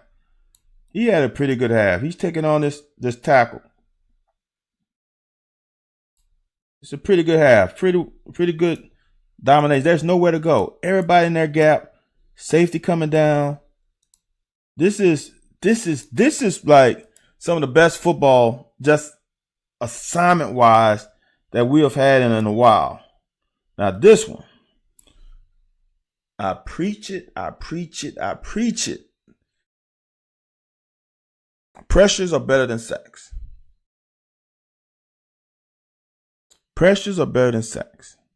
Now, honestly, this should have been a sack, though. Shit, Brad White got this damn. This guy, look, man, here's the crazy part about it, right? You watch the first 3 games, right? By now, these guys should know he's aggressive and should be able to scheme it, right? They should be like, okay, look out for number 32. The problem is he has, like, I'll never forget Tennessee. We ran a blitz and Peyton Manning was back here his junior year. And before the snap, he said he's coming. I'm like, how the fuck you know he's coming? And I know Peyton. So I talked to him after the game. He said because he gave it away. He's still at his typical linebacker depth. He's got his same stance. He looks the same for every play. Then ball comes. Now he's coming. It's too late now. The offensive line has already declared. It's too late. Okay? Next thing, he hugs this guy really well. He doesn't go way out to try to avoid contact. Look how close he is. He hugs it pretty well. Now all he's got to do is shorten his stride. You got to shorten your stride on this one. Right there, now the next one got to be shortened. So you can be able to react. He's got too long of strides and he missed. Okay, as a corner, I like that. Because now he is in disarray. Because I'm going to show you what he's thinking. He's thinking that from this, that possibly this linebacker is going to expand. And if he doesn't, he's wide open. All right. They're trying to clear out. Bring him over here. So since the linebacker doesn't expand, he's like, okay, this guy's wide open. That guy's wide open. Because who is out there? Well, when you get pressure, you can see it from the other thing. With him going across, now Max has nothing. He has no work over here. He's looking for here, right? So once that happened, now he starts coming in. Now he's looking. You can see Max right here. He's like, oh, he's trying to go here. Look how far he is away from the running back. The running back is like on the 25. Max is on the 40. That's 15 yards. It's 15 yards. He is open. But this causes pressure. That caused him to lose sight of where everybody is. And now he tosses a freebie. Damn it, man. As Shock was saying earlier, I appreciate it. Look, the advantage is he gets eyes on quarterback. Watch, his eyes never leave quarterback. His eyes never left the quarterback. Even though that guy's doing, he's like, he feels him. He's like, okay, he's gone. Watch, eyes never leave quarterback. Look at the eye discipline. Eyes, he's hunting down anything across now because his guy went away from him. So if someone leaves, someone's coming. Eyes on quarterback. Look at the eyes, man. Look at the eyes. When you hear me say eye discipline, this is what I'm talking about. Look at the eyes.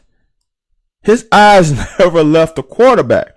You see like some people where they start trying to look for receivers, they put their eyes here and there and then they lose a step.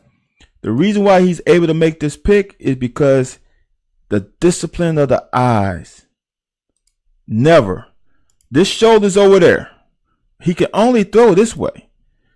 Shoulders don't lie for quarterbacks. Quarterback can be looking this way.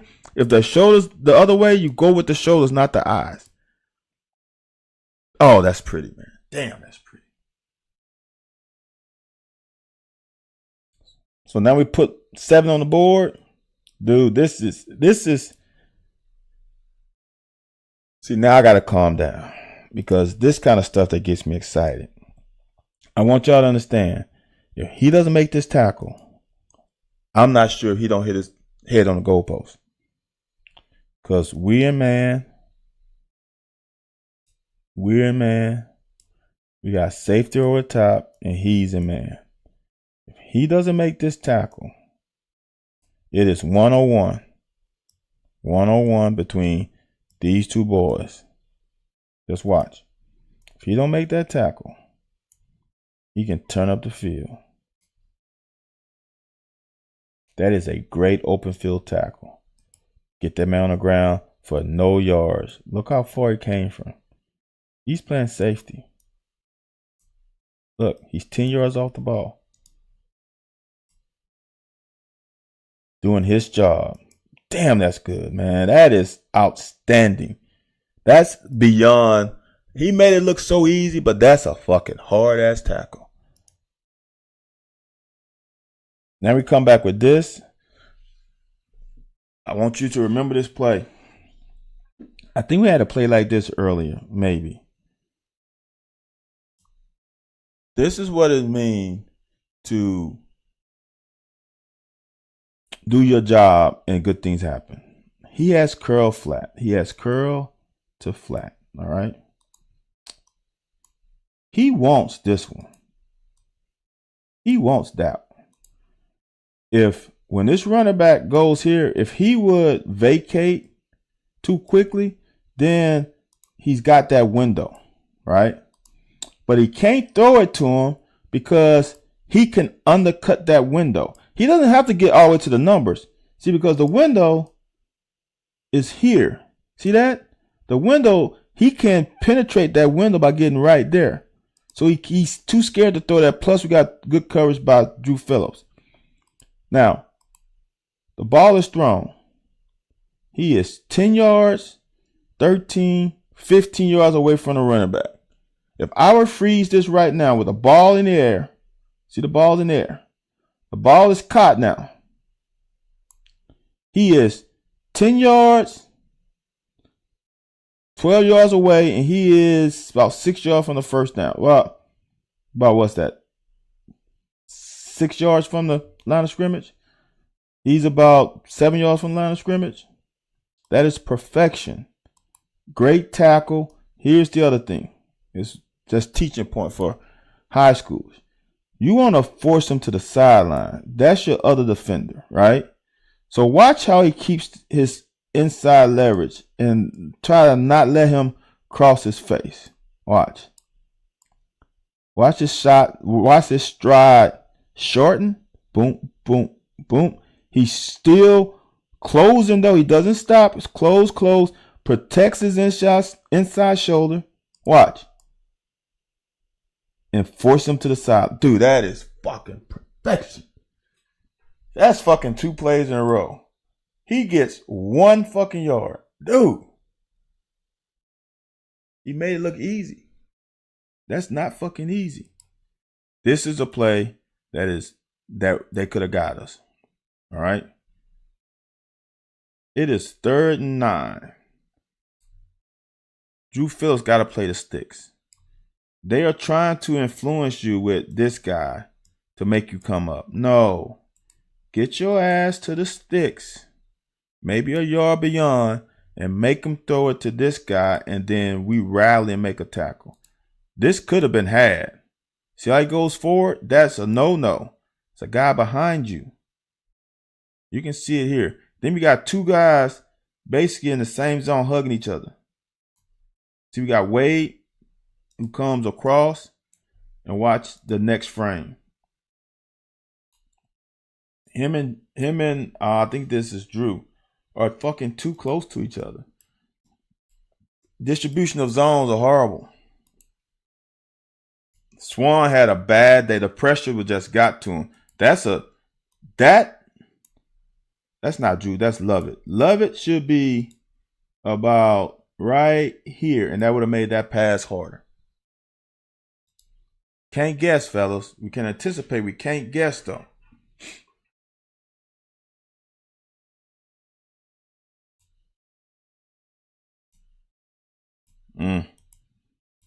Look at that. 10 yards.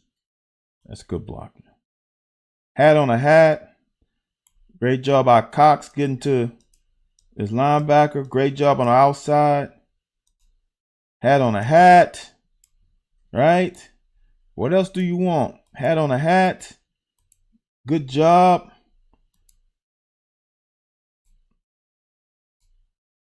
First down.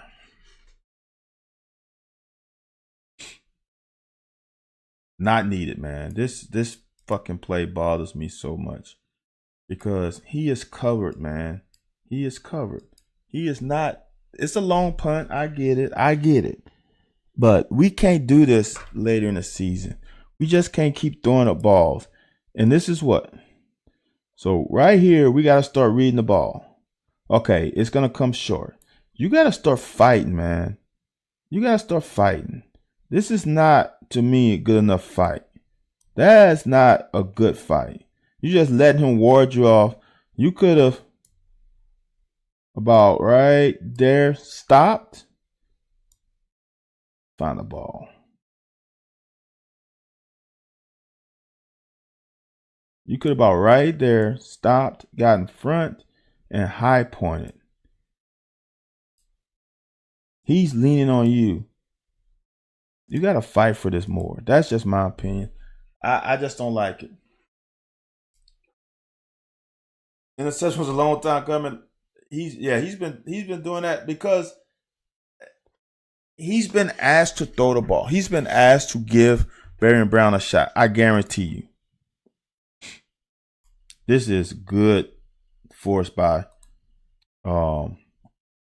Geiger. And this is and here's as a safety, when this guy dictates where the fit is, it's easier than him just sitting on the line of scrimmage. It's easier to know that that's the fit. And I'm not trying to wonder if it's here or if it's here. When he eliminates that, it's easy to know where to fit. Good fit by Geiger, gets nothing. That's a great job by Wade, though. For sure, Edwin. Do something, man. Don't just give up the pick. I'm going to get off of it. Good job by Deion Walker. He whips that damn guard. Throws him off. Look at that throw off, man. Look, if you don't know who, right here. Watch him engage, separate, engage. They need to start double teaming him. Separate, and now has a chance to make a TFL, but the center got on him. But he makes it easy for everybody else. Great job, D Jack.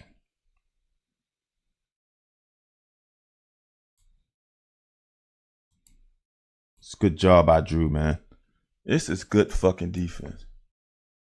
EKU dropped an easy pick last week. Yep, pretty much. Great job by damn Drew, man.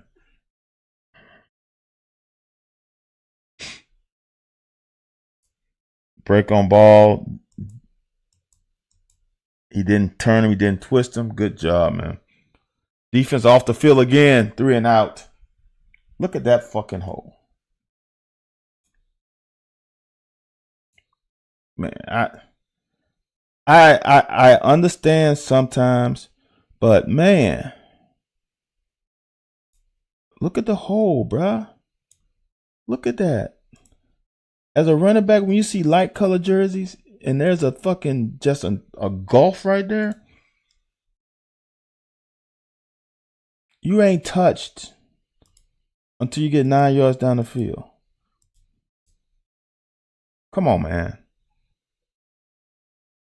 Like I said, I'm not saying they are the old school big blue wall. I'm not saying that.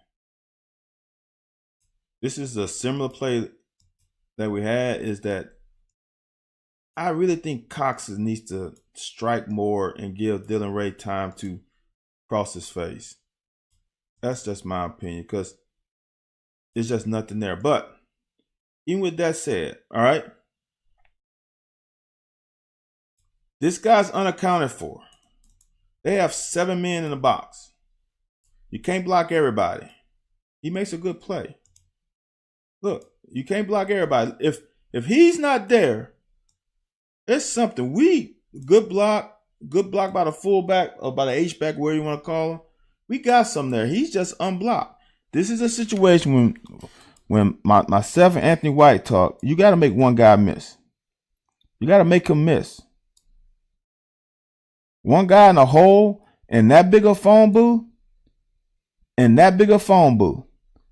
got to give me something. Come back out, or press and come back in, something. Because you can't block them. That's a great job by that DB, man. Great fucking blitz pickup.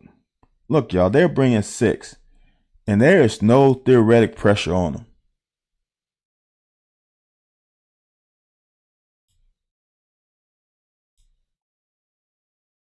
I think JD, I think Vandy knew that they couldn't handle him per se.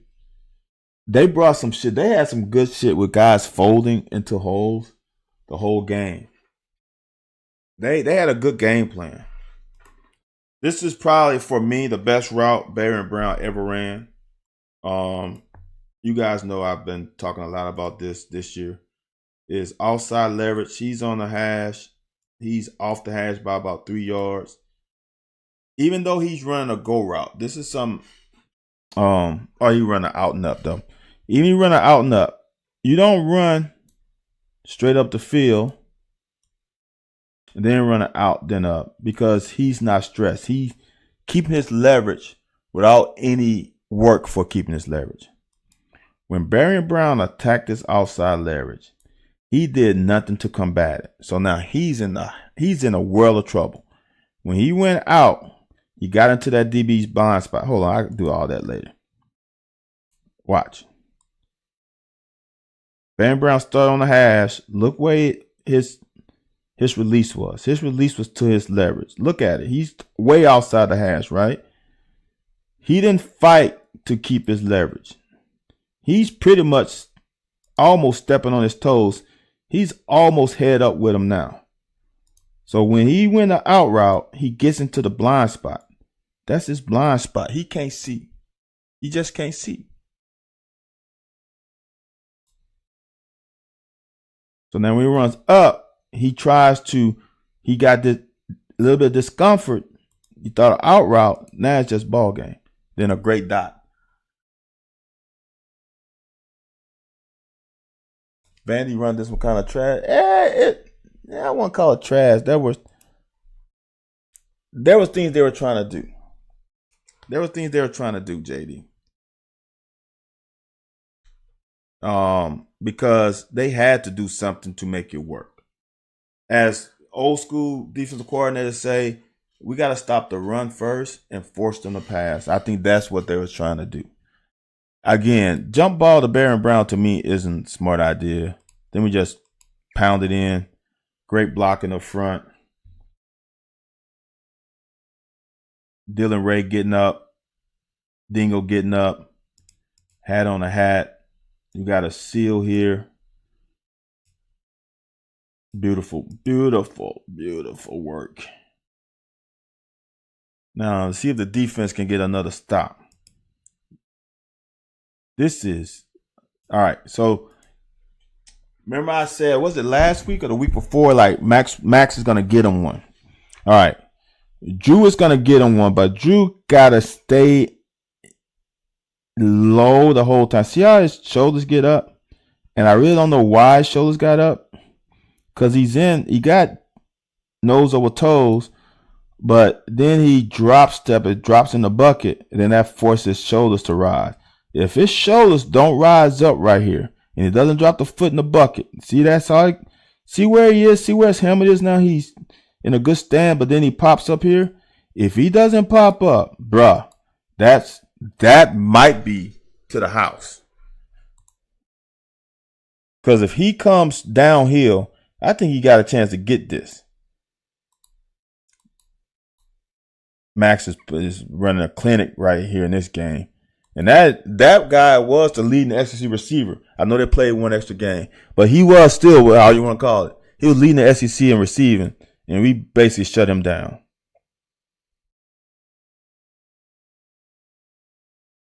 They got the first down there.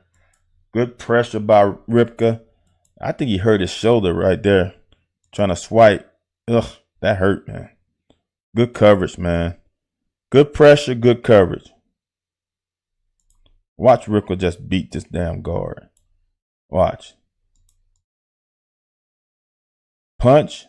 Get his hands over. I don't know if I call that a swim, but that's a swim move. It's compact. Doesn't expose his chest.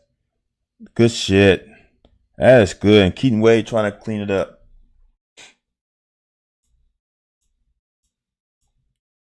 Tell you, man, Keaton Wade had a damn good game this game. Watch it.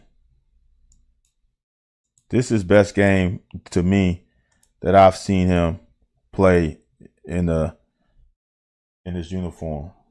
Disruptive. Third and long. Ain't nowhere to go, brother. Nowhere to go. The secondary is going to be good, man. One block, brothers. One block. Look at it. Look at it. One block. One block away. But they did this a lot where I think they switched responsibilities where this defensive end came for contain and then this guy folded in.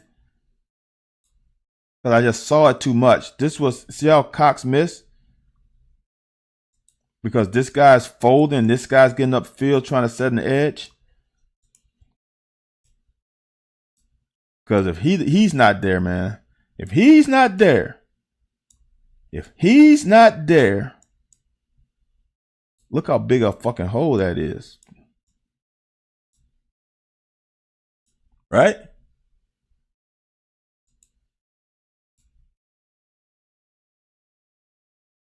Still got what, 5 out of it.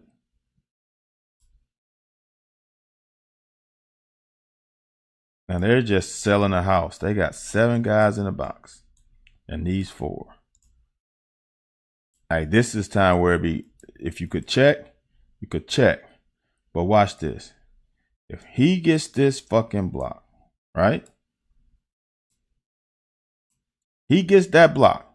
If he blocks that, right? Ray has the option of going right here. Or if he pushes him where he wants to go, right? He keeps blocking him this way, and Ray could bounce it. We got to get that block, man. We got to get that block. Shit. See how this guy folds in again? That was their game plan. But like I said on the cut-ups, running back. We're going to show this Wednesday, 9 p.m. Eastern Standard Time, with Anthony White, the locker. Anthony's one of the best running backs we had at UK. I guarantee he's going to say he needs to beat that one guy in a phone booth. And that's not a tight phone booth. That's not a New York New York apartment phone booth. That's a pretty good phone booth for a damn running back. And we need to get that 1 yard. See how he folds in? I think that was their game plan. We got to get this yard though. That's a guy in the hole, and you see him. You see him right now. You can give him the boom. All we need is a 1 boom, boom. Get that 1 yard. Ugh, that one hurt a little bit. Gotta make that tackle.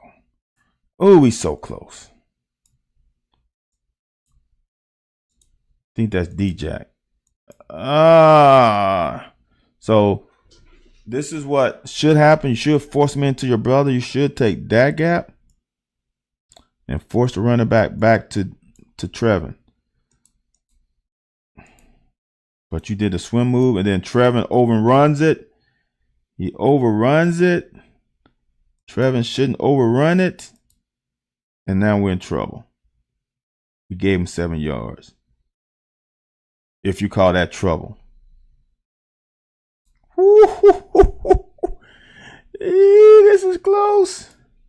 This is close. You gotta put some respect. Put some respect on his name. Ooh wee.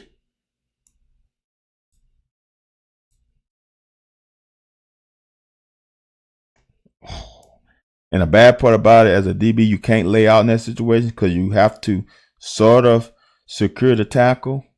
But look how close. If he just lay out with 2 hands, that's good defense, man. That is unbelievable defense. Hole shot. This is, we used to call it, 3 Rob, green something, 3 Rob, 3 something. So what happens is, once he sees that linebacker vacates, he knows he has this. He doesn't see the safety filling that guy's zone responsibility. See how they expand? He thinks he has it because this guy expanded, not seeing that the safety is dropping to the hole. This is, man, I'm going to say this should be a pick. God, come on, children. That's yours, brother. Look at it. See how, as a quarterback, the quarterback sees him leave?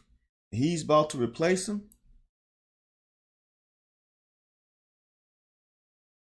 Oh, no problem, Brian, man. Take care of yourself, brother.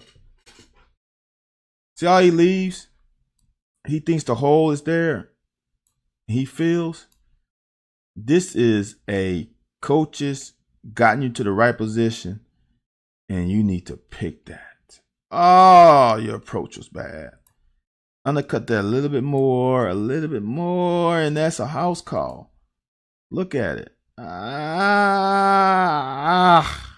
damn, that's a pick. Good break on the ball, man.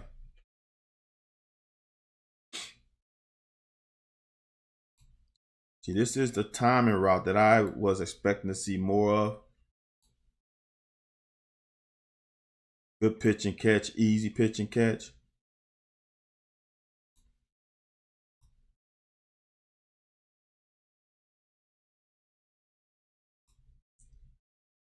Are we trapping that guy?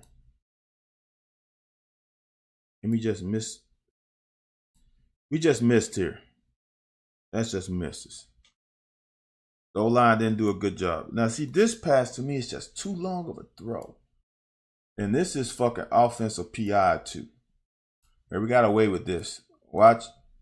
That's an obvious block. Come on, Anthony Brown. Come on. Don't make it obvious. They could have got us on that one.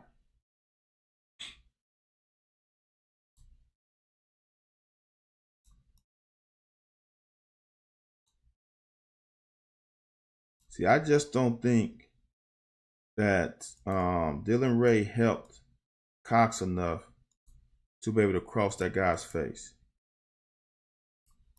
I mean, the play was still successful, but you got to give him a little bit more. But look at that. I don't understand people complain about this O-line and all the blocking.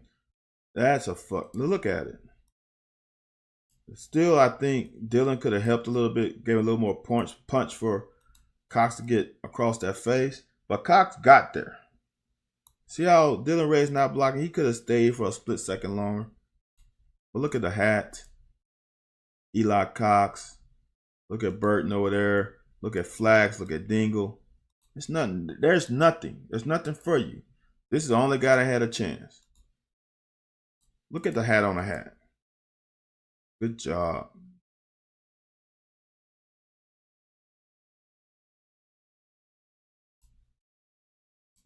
Catch the ball. Get up the field. He's coming here. Get up the field. Get up the field first. Then you can cut off of Cox. Get up the field. Ugh.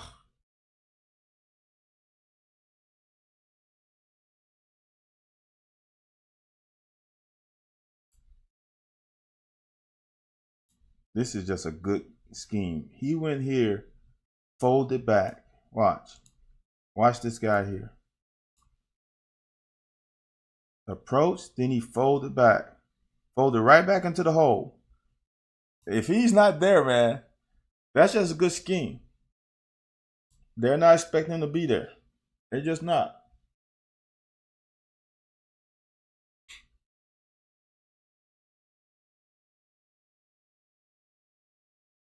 This guy stayed home, and Devin Leary's footwork got bad. Boom. Just plant your feet and then just throw it. So he has no pressure on his front foot. He's going backwards, and that just elevated the ball. Now, that's just a bad throw.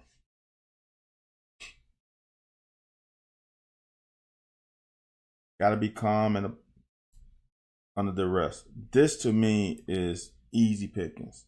I know I showed this in the cut up. They do a damn good job of blocking the six-man pressure. Look, there's nobody up. This is one of the first times where I've seen him look down. All he had to do was climb the pocket, 1, 2, and then hit Dane Key. And then I don't know what Dane Key gets out of this, but he gets a lot. Now, the result of the play turned out okay. But Dane Key is butt naked open. Watch. He beat this guy to the line of scrimmage. He is open. I know he's trying to get this thing right here. They're trying to drive him out and make that an open void. All right. But right now he doesn't feel comfortable. Climb the pocket and throw this ball right here. He throws a Dane Key. He catches it anywhere on this hash. He's going up the field, and I don't know how much he gets. He gets a lot though. But this got a lot too. I'll take this. But just think about it, that's some more passing yards that we left on the table. Great play design. They overcommit on the zone fake. Linebackers come flying. Middle of the field wide open. Great pitch and catch. Now we got to fucking score.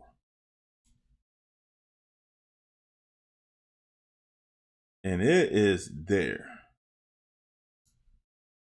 One block. One block. I don't know how you get that block though. With that linebacker scraping. I don't know how that's possible. But we got a damn good seal block by Dylan Ray, right? We got this. We were pulling. We got this block. Just watch. The only thing is, I don't know how Burton can cut off that linebacker, right? Watch. Block. Block down. Pull. Block. Look at the hat on the hat. This guy just gets there. Now, the only thing you can do is cut back right there. That's it. That's not poorly blocked. That's hard to get there with that linebacker scraping that fast.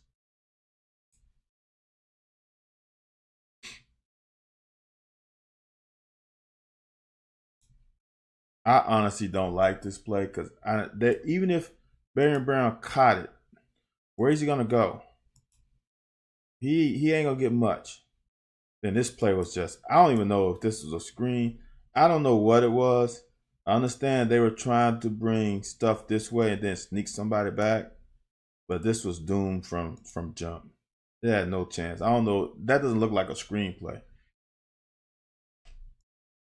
We got two guys playing contain. Look, 1, 2. Quarterback gets a freebie. Know your job. No reason for both of y'all to be out there, which I'm sure that was on what's 92? I need a roster in front of me sometime. That's on 92.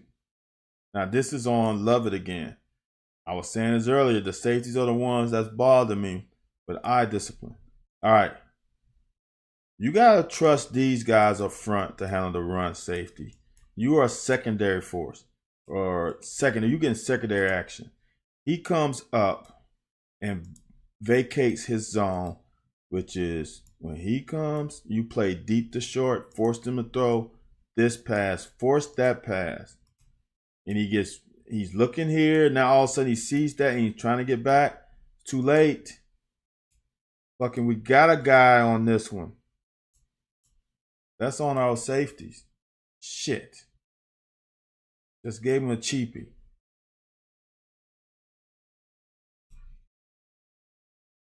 Again, if someone has quarterback, do your job. There we go. Much better. Good job by Max too, getting his nose dirty. This is one. That's a great hit by Childress, right? But if we are vacating like we did, we got to be ready for that a little bit sooner. They got us for a cheap 7. Why are we bagging up? You the hole defender. There you go. Good hit though.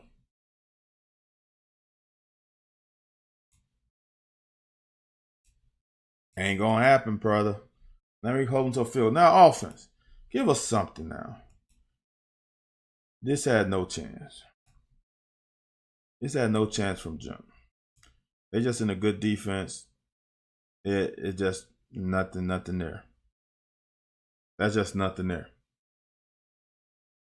Get a come on, Anthony, get upfield. Got a cheap 5. Now this is on Devin. Step your ass up here and make this throw. This is easy pitch and catch. That's an easy pitch and catch. That ball is overthrown because he high-fived that guy. Watch him high-five him. That's the reason why that ball is overthrown. It ain't overthrown because that's a bad pass. He high-fives him and the ball elevates over his hand. But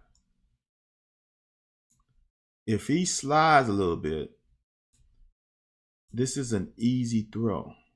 Just slide. It's a guy in front of you. You got time. Slide. Make the throw. Easier said than done. But when that pocket collapsed like that, and the offensive line picked up that twist pretty well. Swan did not have his best game, boy. I'll tell you that. Now this is one where Max got a little loss of focus to me. He needs to drop his hips a little quicker. It's hard to see here, but you give up something like that. If you playing man to man like that, that's just gonna happen on occasion.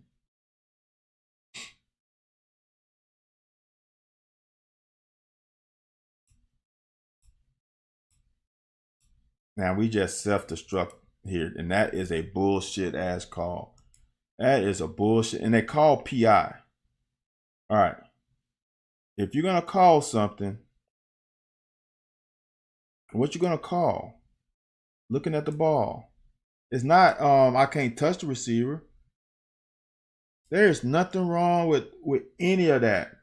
Eyes back. That's bullshit, man. That's BS call. If you're gonna make that, it's gonna be hard to play corner in this league. You're gonna make that call. Good shit by Ox. Bullshit call, man. Now this is just a hard one. Now they got a holding call and it was obvious, so don't have to talk about that. Jordan Robinson needs to play the ball better. Ball skills. Now this one, Fearbury slips and it fucking sets him up. The downfield. Shit. That right there caused them to get like 15 free yards. 5, 10, 15. And now they're close to the end zone. And now this is a bad penalty. It is. He grabbed his face mask. It wasn't PI. He grabs his face mask. He's in good shape. And here's what I love about it. Watch out square. Max stays. Max shoulders are square, still square, still square. That's great fucking patience. This is perfect, man. All the way up until right there where it grabs his face mask. Right there. Can't get so handsy. So now we give him freebie. Now they get to here. And now we playing with no fucking fence. No fence over here. I can't draw it that way. No fence right here. None. He's inside of this guy. He's inside. He's getting double teamed. We have no force over there, and that's why they fucking scored. Shit. Well, right, boys and girls. That's all we got for the night. Appreciate everybody tuning in. Appreciate everybody with the great banter to start the show off. I apologize for the people who want to get some sleep, and I spent almost a fucking hour talking before we started even doing any analyzing plays. Good luck to you, Brian, tomorrow with your biopsy. I appreciate it, man. All I'm gonna say is this. I'm gonna end with this, kind of like I started. Have some confidence in our team. Don't be scared to be confident in this team. Don't be scared to say we're gonna beat Florida. Don't be scared to say we are that team now. I appreciate it, Steven. Don't be scared. I think we have proven it. I mean, think about it. I'm gonna say this again, then I'll get off. Last year, with that offensive line, we were 2 plays away from having 9 wins. The legal procedure against Ole Miss and the hands to the face against Vandy. If those 2 plays don't happen, we had an interception against Vandy to seal the game. We had a touchdown to Dane Key to seal that game.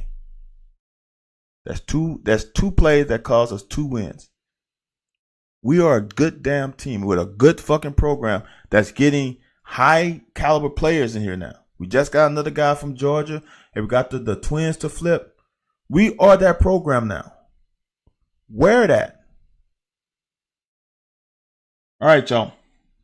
That's all I got. See y'all tomorrow. Same Same time, same channel. 1:16 left to play in the game. Quarterback